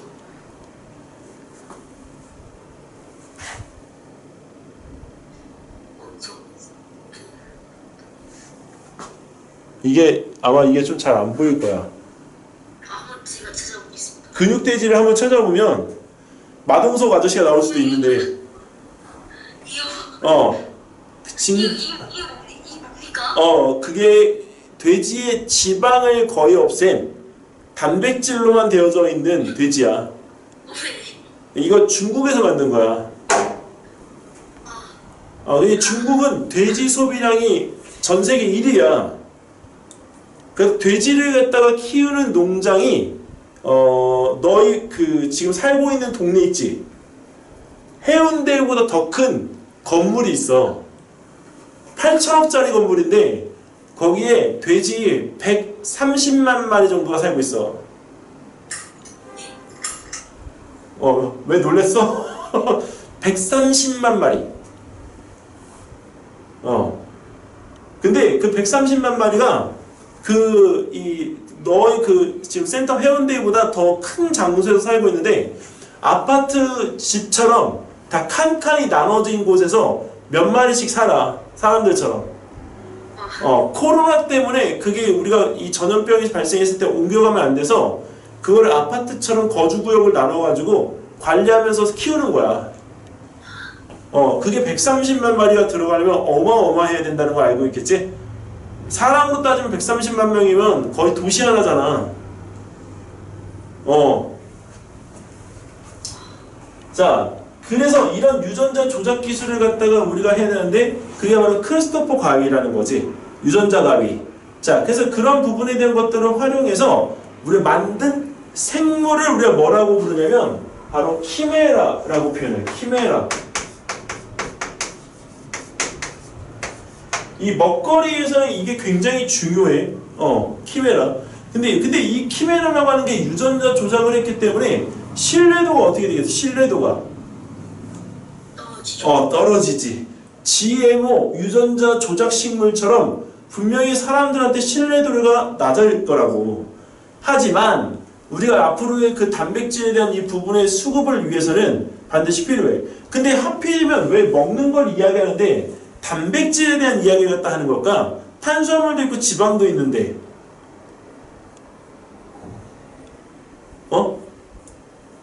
왜 단백질일까? 그 유준이나 선생님이나 단백질 없으면 안 돼. 유준아. 왜?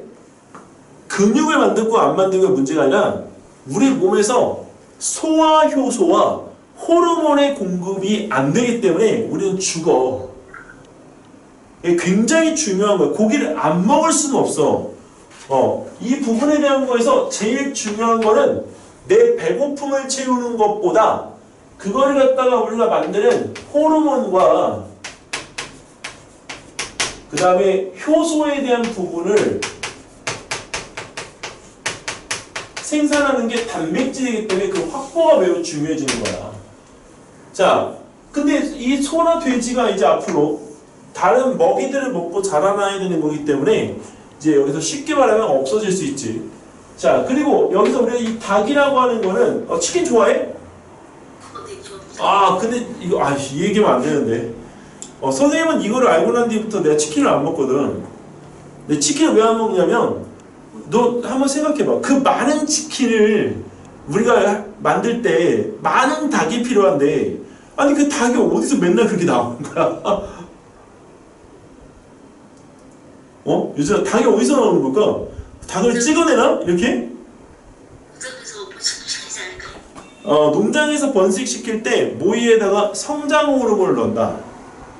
성장 호르몬. 넣는다고요? 그 닭에다가 빨리 크도록 성장 호르몬을 넣는 거야. 성장 촉진 물질을. 근데 그걸 먹은 닭을 우리가 하고 먹잖아. 이해됐어요? 선생님이 여기까지만 얘기할게. 그 나머지는 네 상상에 맡길게. 그래서 우리가 그 학생들이 이제 여성 같은 경우에는 성조숙증이라고 걸리니 그렇게 해서 월경이나 생리를 갖다 더 빠르게 하거나 더 늦춰지거나 하고, 남성들 같은 경우에는 이 부분에서 생리적인 부분에 대한 것들은 아니지만 키가 이상적으로 커버리거나 아니면 거기에서 우리가 이 몸이 비대해져서 이 살이 더 이상 빠지지 않는 이런 경우들도 우리가 생기게 돼. 자, 그래서 그런 부분들에 대한 것들이 있어서 닭에 대한 부분들은 우리가 여기서 단백질이라고 하는 부분에 대한 것에 확보를 할 때 소고기나 돼지고기보다 우선순위가 될 수가 없어. 자, 그리고 이제 생선은 봐라, 아까 이제 일본에서 해양 오염수로 방류를 한다 했잖아. 그럼 이제 물고기 먹고 싶겠어? 그리고 물고기를 먹지 않게 되는 이유 중에 하나가, 이 생선이 가장 문제가 되는 건 그런 방사능에 노출되어진 오염수 때문이 아니야. 바닷속에 들어가 있는 미세 플라스틱 때문이야. 우리가 여기서 2mm에서 5mm 이하의 플라스틱이 이제 바다에 녹아져 들어가 있는데, 이 미세 플라스틱에 대한 부분들이 녹아져 들어가 있는 이유는 바닷가에서 버려진 것들을 파도가 그다음에 찰싹하고 치면서 깎아내거나, 아니면 그 이제 집에서 우리가 버린 그 폐수 있지, 하수, 거기서 섞여 들어가 있던 미세 플라스틱이 우리 바다로 우리가 들어가면서 그걸 누가 먹어? 바다에 있는 물고기들이 얌얌 먹지. 그리고 작은 물고기가 먹은 걸 큰 물고기가 또 먹고, 큰 물고기가 먹으면 가장 큰 물고기는 그거에 대한 농축이 어떻게 돼? 조심하죠. 그럼 물고기 먹을 때 큰 물고기 먹는 게 좋을까? 작은 물고기 먹는 게 좋을까? 이제 이해됐어요? 그럼 참치를 먹고 싶을까? 아는 사람은 안 먹어. 그래서 네. 아무래도 저는 어쩔 수 없이 찾게 되긴 하도. 그치. 달콤하고 녹고 맛있잖아. 자, 근데 집에서 버리는 물에 가장 많은 미세 플라스틱이 어디 들어있게요? 주방 세제. 주방 세제 아닌데? 혹시 옆에 엄마가 계시면 이거 들으면 좀 안타까울 텐데. 계십니다. 그래? 엄마가 화장을 한 뒤에 화장을 지우기 위해서 세안 클렌징 폼을 쓰지? 그 클렌징 폼 속에 미세 플라스틱이 이만큼 들어가. 그리고 또 하나, 그 목욕할 때, 우리가 샤워할 때 이렇게 우리가 짜서 쓰는 액상 같은 거 말고 약간 모래 같은 거 있지?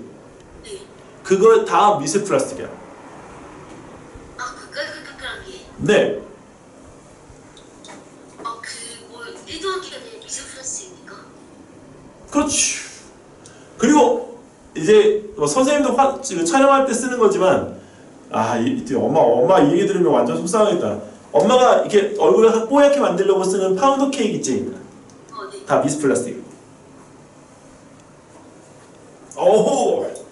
그래서 화장품 회사에서 최근에 우리가 미세 플라스틱을 사용하지 않는 화장품들을 출시하기 시작했습니다. 이해됐어요? 자, 그래서 미세 플라스틱이 우리가 이 하수를 타고 바닷가로 흘러 들어가는 거야. 근데 나중에 다시 또 어떻게 돼? 사람의 몸으로 들어오는 거지.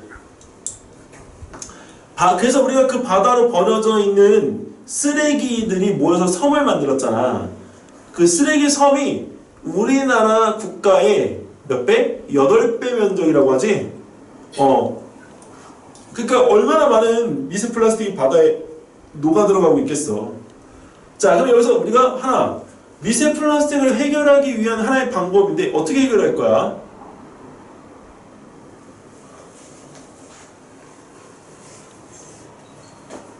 아까 써먹어야지, 유준아. 플라스틱이잖아, 플라스틱. 그럼 바닷물을 갖다가 버리되 미세 플라스틱만 필터링하면 되는 거잖아. 그럼 다시 속 그래.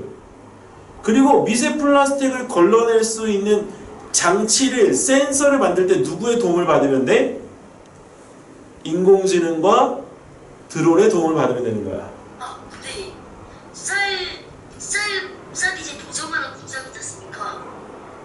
이제 요즘 기술이 좋아져가지고 이렇게 그냥 다 쏟아 부을 때 이제 센서, 카메라 센서 굉장히 빠르게 나서 벌레나 이물질이 있으면 바로 그냥 떨어지는 몇 초 안 되는 시간에서 바로 쏘아버린다더라고요.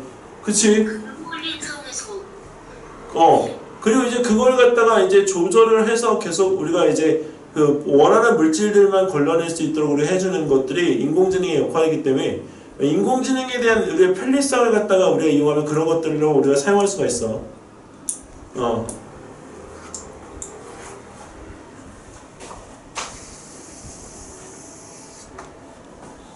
자, 근데 이제 진짜 단백질이 부족해졌어. 자, 그럼 어떻게 할 거야? 소, 돼지, 닭, 생선. 이걸로도 모자라. 그럼 인구를 갖다 줄여? 전쟁에? 원래 전쟁은 인구의 수를 줄이기 위한 하나의 수단이라고 누군가 그러더라.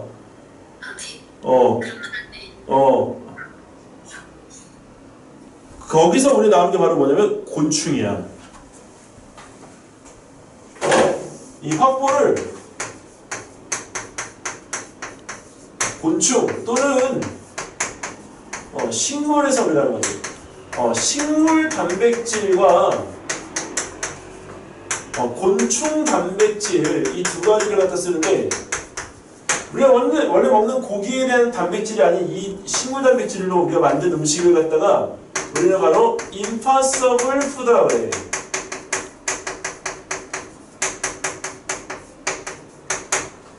그 혹시 유준이 맥도날드 가니?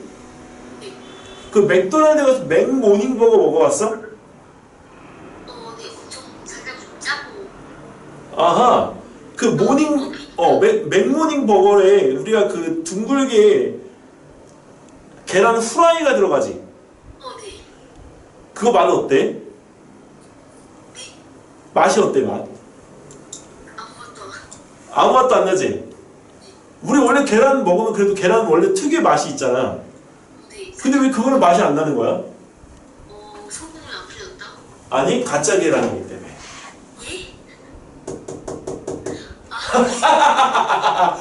완전 속았지? 우리나라에 하루에 5만 개씩 공급되어지는 맥모닝버거에 계란 후라이를 너는 먹은 거야. 제 임파서블 푸드는 이제 우리가 쉽게 말해서 식물 단백질을 갖다가 이용해서 우리가 콩고기, 너 콩고기 먹어봤니? 그 콩고기처럼 우리가 하는데 그 콩고기는 고기가 가지고 있는 이 질겅거리는 특징은 있지만 고기가 우리가 그 육즙 이런 것들의 특징은 없잖아. 그 최근에 그 육즙이나 이런 것들까지 흉내내서 그 고기를 갖다가 이렇게 만들 수 있는 기술이 나왔어. 그래서 식물 단백질을 갖다 이용해서 저렇게 고기를 만들 수 있는 방법들을 찾아냈는데 그게 임파서블 푸드야. 아까 맥모닝은 네가 사기당한 게 아니고 이제 그런 시대가 와서 이제 그렇게 바뀐 거야. 근데 얼마 전에 스타벅스에도 가봤는데 샌드위치 이제 무슨 샌드위치가 있었는데 거기에 계란말이가 들어있었는데 그거는 콩으로 만들었다 하더라고요. 그게 임파서블 푸드. 네. 근데 그 콩에 대한 부분에 그래서 지금 전 세계는 뭐를 하고 있냐면 종자 전쟁을 하고 있어. 종자, 씨앗. 그 씨앗이 어느 나라 건지 어느 나라에서 가지고 있는지 그 저작권처럼 그거에 대한 허락을 해야만 그 나라에서 그걸 갖다가 이용해서 재배할 수가 있어. 그래서 종자 전쟁이 소리 없이 펼쳐지고 있어 지금 현재. 우리나라 같은 경우에 중국보다 더 많은 콩을 가지고 있기 때문에 그 콩의 종류에 대한 부분의 특허권을 최근에 어느 나라에 우리가 팔았어. 안타깝지만. 자, 그리고 이제 곤충 단백질 같은 경우에는 우리가 이제 메뚜기 같은 경우가 단백질로 우리가 여기서 환산했을 때 전체 메뚜기 전체 몸의 99.8%가 다 단백질이야. 이거 쉽게 말하면 메뚜기를 잡으면 메뚜기를 통째로 씹어 먹어도 된다는 얘기야. 나머지 5.2% 뭘로 이루어져 있어? 체액. 우리 사람에 따지면 피 같은 건데, 메뚜기는 피가 없고, 그 몸에 우리가 채우고 있는 체액이 있어. 그 체액이 이루고 있는 거지. 자, 그리고 이제 우리 여기서 혹시 밀웜이라고 들어봤니? 밀웜? 아, 네. 얘 이거 스티로폼 먹잖아. 그래서 이 밀웜은 우리가 탄소가 포함되어져 있지 않은 무기질을 우리가 탄소가 포함되어져 있는 유기질로 바꿀 수 있는 생물이기 때문에 굉장히 주목받고 있어. 그리고 이 밀웜에 대한 이 부분이 크면, 밀웜이 성충이 되면, 자, 갈색 거저리 라고 하는 어른 벌레가 되는데, 이 갈색 거저리가 몇 퍼센트냐면 79%인가 그래. 자, 그럼 단백질을 바꿀 때 유리한 건 누구야?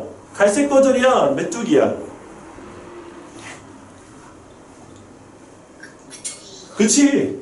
근데 이 밀웜은 일주일만 있다가 갈색 거저리가 되기 때문에 일주일 기간 동안에 먹이를 줄 때 스티로폼을 먹이로 주면 돼. 근데 갈색 거저리가 좀 징그럽게 생겨가지고. 아, 그치? 사슴벌레 비슷하게 생겨가지고 약간 우리가 징그럽게 생겼어. 자, 근데 바퀴벌레처럼 생기긴 해서. 근데 선생님이 예전에 한 2년 전에만 해도 이거 설명할 때 갈색 거저리를 갖다가 우리가 키워서 밀웜 시기에는 스티로폼을 갖다가 우리가 유기질로 바꿔서 변비로 활용하는 방법을 선택하고 스티로폼을 없앨 수 있는 방법을 제안했었어. 그리고 성충이 됐을 때는 산란 후에 그 성충을 갖다가 갈아서 단백질 파우더를 활용할 수 있도록 우리가 제안을 했었어. 근데 최근에는 이제 우리가 그 메뚜기가 선생님이 본 메뚜기가 호주 메뚜기가 있어. 근데 우리나라 메뚜기는 요만하잖아. 근데 호주 메뚜기는 얼마나 하게?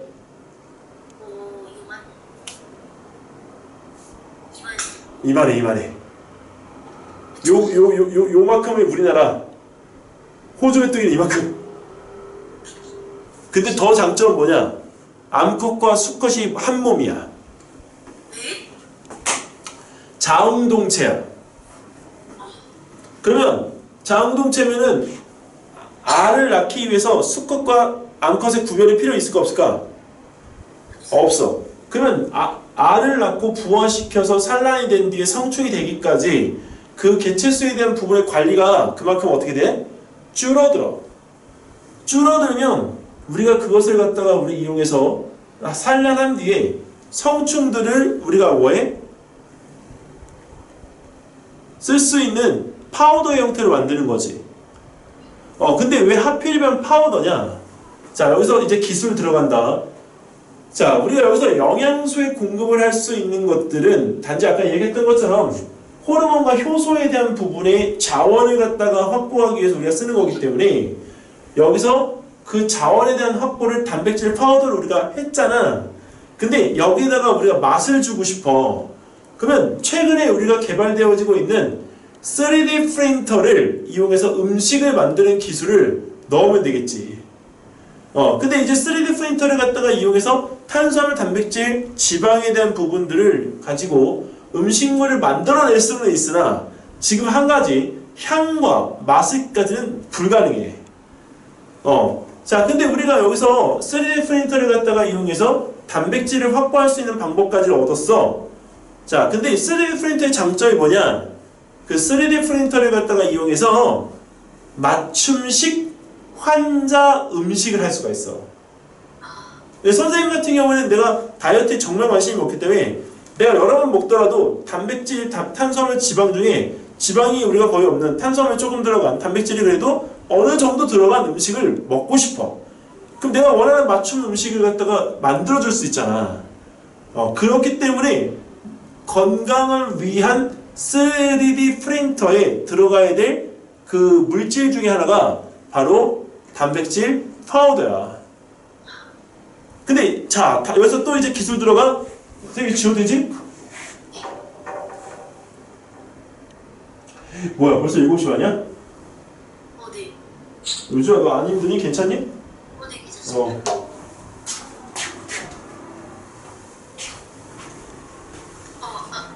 저 불만 켜고 있겠습니다. 어? 지금 불만 켜고 있습니다. 어.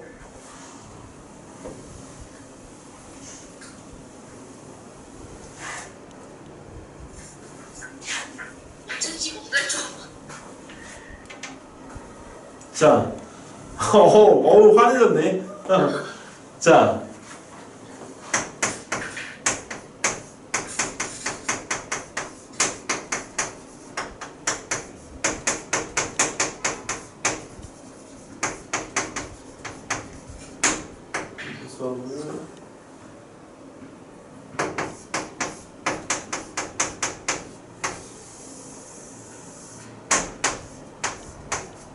자 이렇게 들어갔잖아. 자 이걸 가지고 우리가 여기서 3D 프린터로 여기서 우리가 사용을 해. 자 근데 중요한 거는 이 음식을 만들었을 때 음식을 먹는 거에서 끝나. 근데 이거 음식을 먹으면 내 몸에서 흡수가 잘 돼야 될 거 아니야. 그 흡수가 잘 되도록 하기 위해서 여기서 우리가 써야 되는 기술이 있어.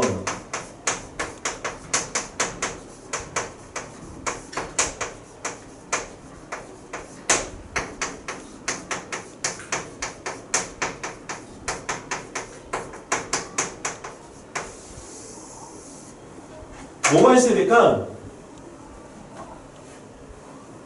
이걸 우리가 해서 흡수 기술인데 바로 나노 기술이야. 유진아, 우리 그 사람들이 어른이 할아버지 할머니가 되면 골다공증이라는 게 생기지. 근데 골다공증이 왜 생기니? 혹시 알아?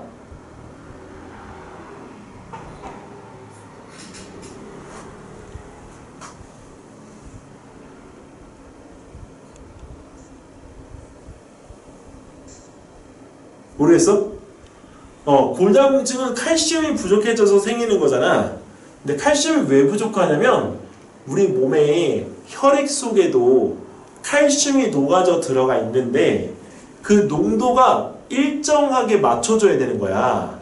근데 어느 경우에 많고 어느 경우에 적다 보면 적어졌을 때 칼슘을 확보하기 위한 노력을 우리가 하잖아. 그러면 칼슘을 확보하기 위한 노력을 하다 보니까 우리 몸속에서 얻을 수 있는 곳이 어디밖에 없어? 뼈. 그래서 칼슘을 녹여내는 거야. 그래서 구멍이 나는 거야. 그런데 우리가 그러면 선생님 칼슘이 부족하니까 칼슘을 먹어줘야 되니까 칼슘을 먹어? 근데 그 칼슘이 우리 몸속에 들어오면 바로 그 구멍을 메꾸느냐? 못 메꿔. 왜? 내 몸에서 흡수할 수 있을 정도의 크기로 분해가 되어지지 않았기 때문에. 그럼 우리가 먹은 음식물들도 내가 흡수할 수 있는 정도 크기까지 분해하는 이 과정을 바로 우리가 소화라고 하거든. 근데 그 소화가 이루어지지 않아. 근데 소화력이 떨어진다는 거는 그 분해하는 기술이 적다는 거야. 그래서 거기에 우리가 무슨 기술이 들어가? 나노 기술이 들어가. 이 나노 기술은 우리나라에서 원천 기술로 가지고 있는데 이거 만든 사람이 누구냐면 그 포스코라고 철강 회사 있지? 그 포스코에서 다니던 분이 이 나노 기술 기술자야. 그래서 이 기술을 가지고 지금 노벨상에 3개 부분에 노미네이트가 돼 있어. 노벨 의학상, 노벨 생리학상, 노벨 화학상 이렇게 3개. 이게 도대체 뭐길래? 이게 뭐냐면 우리가 먹는 음식물들을 우리가 홍삼이나 이런 것들이 먹으면 효과가 바로 안 나타나는 이유가 왜 그러냐면 그걸 분해해서 몸에서 흡수할 수 있을 정도의 크기로 분해를 못하기 때문이야. 그러면 내 몸에서 흡수할 수 있을 정도의 크기로 분해하려면 나노 기술이 필요하겠지? 그 나노 기술을 적용한 재료를 만드는 거야. 그래서 여기 3D 프린터에 결합을 시키면 내가 먹은 음식물들이 많이 먹지 않아도 조금만 먹어도 그거를 효율적으로 쓸 수 있을 정도로 흡수할 수 있기 때문에 음식물을 먹는 양이 점점 어떻게 될 수 있어? 줄어들 수 있어. 그래서 알약 하나만 먹어도 실제 먹는 양보다 훨씬 더 많아질 수가 있는 거지. 자, 그래서 이 부분에서 우리가 단백질에 대한 이 부분을 갖다 확보를 한다고 하더라도 단백질처럼 큰 입자를 갖다가 우리가 내 몸에서 흡수할 수 있을 정도의 아미노산으로 분해하는 데까지는 그만큼 시간이 필요하고 그 부분에 대한 것들이 효율적으로 이루어지기 위해서는 그 나노 기술을 갖다가 이용한 음식 재료이어야 해. 그래서 이 기술을 갖다가 전 세계에서 모든 회사들이 다 원하는 이유가 그거를 갖다 해낼 수 있는 기술이 없기 때문이지. 이해됐어요?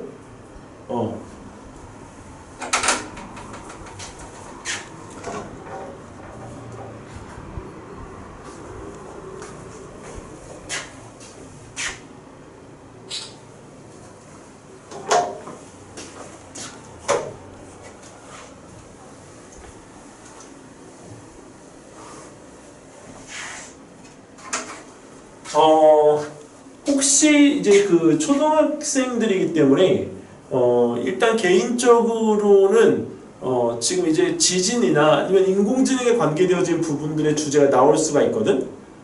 이번 주가 지금 대회잖아, 유진아. 맞지? 12일 아니야? 14일, 네. 맞지? 그 2주 동안 시간을 준다 해가지고.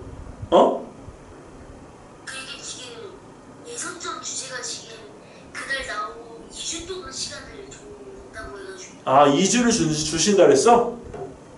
그게 아니라 무슨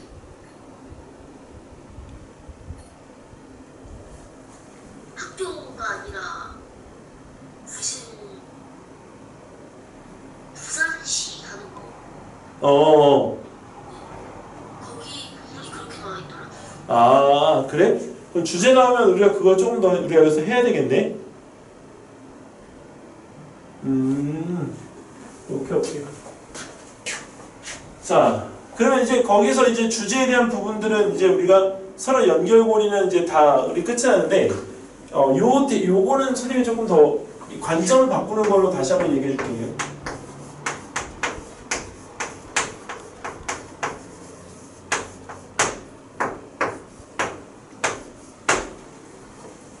자, 지구온난화가 우리가 지금 되게 많이 얘기가 되고 있잖아. 지구온난화에 대해서 모르는 사람 있으면 나와보라고 해. 아마 없을걸? 자, 근데 이 지구온난화가 이제 일어나게 되어지는 부분이 사실 뭐 온실가스 때문이잖아. 그지? 그리고 이제 그 온실가스를 갖다 만들어서 우리가 이 지표에서 계속 내보내고 있기 때문에 이 지구온난화가 우리가 굉장히 지금 이제 거세지고 있는데, 이 온난화를 갖다가 일으키는 것이 꼭 온실가스만일까? 이렇게 생각해 봐야 돼.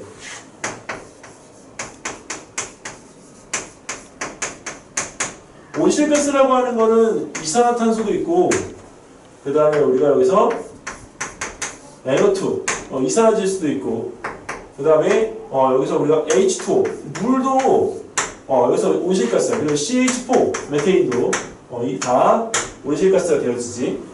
자, 근데 여기서 이 지구 온난화를 갖다가 일으키는 주범이 누구냐 이렇게 물어봤을 때 선생님은 다른 관점에서 좀 그걸 보고 있어. 선생님이 보는 관점은 바로 원전이야. 원자력 발전소. 원자력 발전소가 왜 지구 온난화의 주범이 되고 있냐면,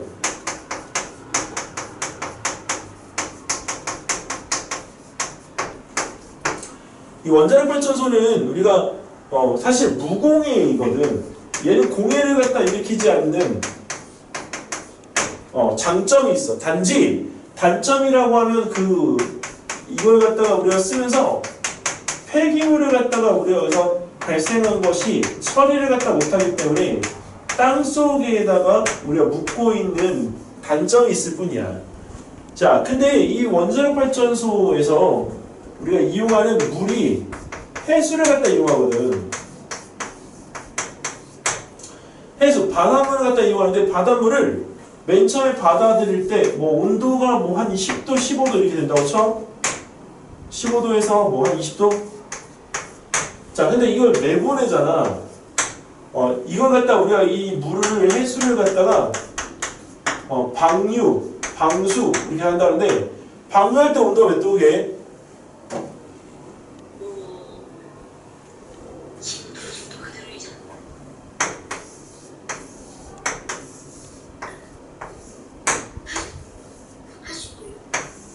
네.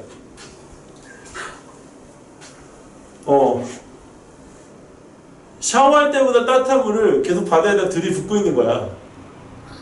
근데 이게 해류가 계속 순환되어지고, 사실 이제 우리가 거기에 있는 부분에서 우리가 바닷물의 열이 저쪽 극지방으로도 이제 우리가 올라가기 때문에 빙하가 안 녹을래 안 녹을 수가 없는 거지. 지구 온난화 때문에 빙하가 녹았다? 아, 물론 그럴 수 있어. 근데 지구 온난화라고 하는 부분에 있어서 대기질에 대한 이 부분이 실질적으로 얼마나 많이 영향을 줄까? 많이 영향 못 줄 거라고 생각해. 근데 바닷물은 얘기가 좀 다르지. 그래서 이 바닷물의 온도가 점차 올라가면 무슨 문제가 생기냐면 이 물이라고 하는 거 장치가 비열이라고 해서 비열이 매우 높아. 이 비열이라고 하는 거는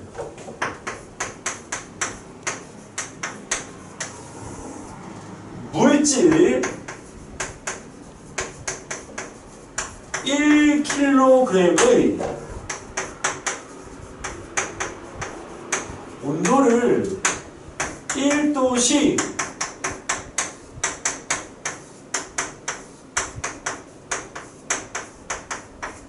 상승하는데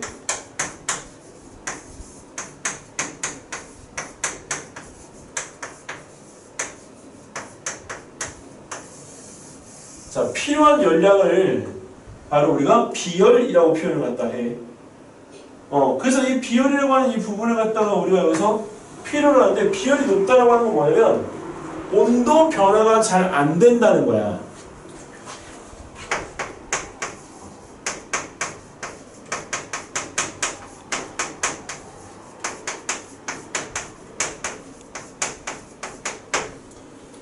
온도 변화가 이게 잘 안 되니까 어떻게 하겠어?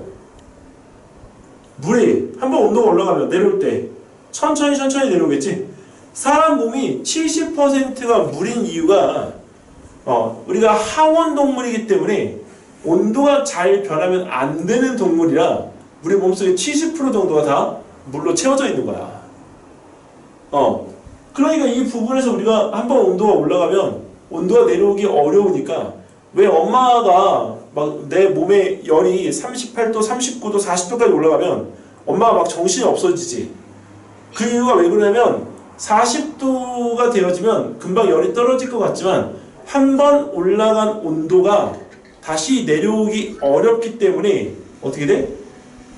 이 뇌가 단백질로 구성이 되어 있는데 40도 이상에서 변성이 된단 말이야. 성질이 변한단 말이야. 그래서 뇌에 있는 부분이 다치지 않도록 엄마가 막 정신없이 뛰어다니는 거야. 그래서 40도의 열이 안 내려오면 그때서 병원에서 욕조에다가 얼음 갖다가 막 들이부은 상태에서 거기에 너희들을 처박아 버리지. 그게 바로 열을 떨어뜨리려고 하는 거야. 안 떨어지면 죽으니까. 근데 안 떨어지면 이 두개골하고 뇌 사이에 있는 얇은 막이 하나가 있는데 그 뇌수막이라는 그 부분에서 염증이 생기는데 그걸 우리가 뇌수막염이라고 표현해. 그게 발생을 하면 우리는 생명에 우리가 지장을 받을 수도 있어.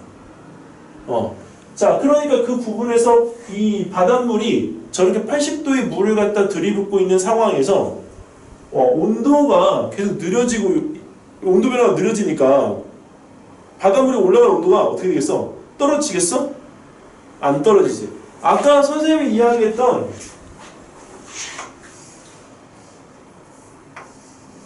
여기 중국 이 우리나라인데 중국의 여기에 그 원자력 발전소에 항아리 같은 게 56개가 있단 말이야. 우리나라 여기 21개가 있어. 일본 같은 경우에 여기에 40몇 개가 있어. 야, 어마어마한 이 발전소들이 계속 바닷물에다가 따뜻한 물에다 들이붓고 있는 거지. 안전할까? 우리가 전기를 생산해내야 쓰는 거지만 저 원자력 발전소가 우리한테 무공해이지만 그게 우리한테 좋은 거는 아니라는 거지. 그래서 우리나라가 이걸 대체하기 위해서 개발을 갖다 하고 있는 게 바로 뭐냐면 바로 인공태양 기술이야. 이 인공태양을 갖다가 우리가 만들면 우리가 어떤 장점이 있을까? 이제 태양 발전이 힘든 날씨나 시간에도 근무하고 굉장히 이제 태양 지금 우리가 세우는 태양광 에너지는 굉장히 좀 먼 거리에서 많은 에너지가 손실이 될 상태인데 이제 인공태양이라는 에너지가 굉장히 더 극대화돼져 있고 인공태양을 갖다 만들면 일단은 그 방금 전에 이야기했던 폐수가 이게 바닷물이 필요가 없어.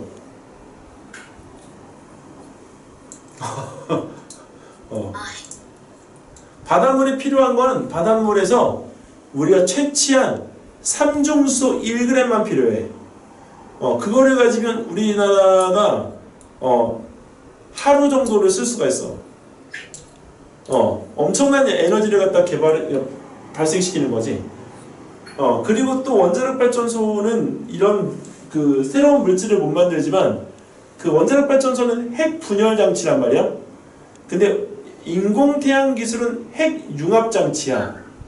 그래서 새로운 물질들까지 만들어낼 수 있는 장점이 있어. 그렇기 때문에 우리는 앞으로 원자력 발전에 대한 이 부분에 개선책이 필요해. 원자력 발전소는 지을 때 비용이 그렇게 많이 들어가지는 않지만 분해시키는데 드는 비용이 600억이야. 그렇기 때문에 그 원자력 발전소에 대한 부분을 갖다가 우리가 지어야 되는 게 문제긴 하지만 실제적으로는 우리가 아닌 거지. 자, 그래서 그 부분에 대한 걸 갖다가 우리가 하고자 할 때 조금은 내용적인 부분들에 대한 것들을 이렇게 좀 이렇게 아울러서 내가 무엇을 갖다가 적용할 건지에 대한 거를 우리가 꼭 찾아봐야 돼. 그리고 그 유준이가 이제 이런 대안점 같은 거 생각해낼 때 인공지능이나 뭐 자율주행에서 다 좋은데 선생님이 강조하는 최근의 포인트는 바로 메타버스 기술이야.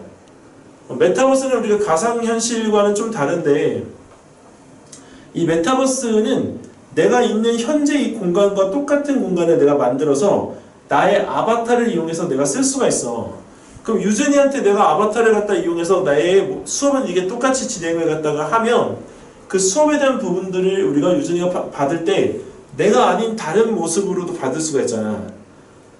근데 그런 모습에 대한 아바타를 갖다가 쓰는 거는 학습의 효율을 갖다가 올릴 수도 있지만 선생님 같은 경우에는 내 정보, 내 신상이 노출이 안 되어지는 또 장점이 있지. 그리고 또 하나는 거기서 이런 메타버스 기술을 갖다가 이용해서 이런 공간을 만들었을 때 인공지능에 대한 도움을 받으면 자, 선생님이 지금 수업한 모습에 대한 이런 부분들에 대한 것들을 인공지능이 학습했어. 그럼 나의 아바타를 이용해서 인공지능이 똑같이 어떻게 하겠어? 수업을 할 수 있어. 그렇지. 그래서 그런 것들을 갖다가 할 수가 있기 때문에 이 메타버스라고 하는 거에 대한 장점을 잘 알아둬야 되고 그 다음에 이 메타버스라고 하는 부분에 대한 걸 갖다가 활용을 해서 이제 교육 프로그램을 만들면 지진 대비 훈련이나 자연재해에서 산불 훈련이나 이런 것들을 내가 직접 경험해 볼 수가 있어. 근데 그런 것들을 하세요 하면 사람들이 하겠어 안 하겠어? 안 하니까 마일리지를 갖다가 적용하는 기술을 거기다 넣어서 그걸 우리가 도전해보고 실제로 그거에 대한 훈련들이 될 수 있도록 우리가 여기서 프로그램을 하는 거지. 방탈출 게임 같은 거 있잖아. 그 방탈출 게임에다가 그런 프로그램들을 갖다 넣어서 메타버스를 활용해서 실제로 재난 재해 현장을 만들어 보고 사람들이 그거에 대한 부분의 위험성, 무서움 등을 겪게 해서 그것이 실제 발생했을 때 어떻게 대처를 갖다가 하면 좋은지를 가르쳐 주는 거야. 그렇게 하면 조금 더 우리가 편하게 좀 할 수 있지 않을까?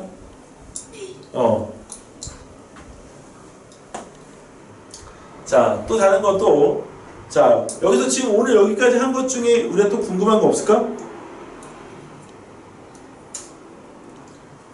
너무 많지, 오늘. 내용들이.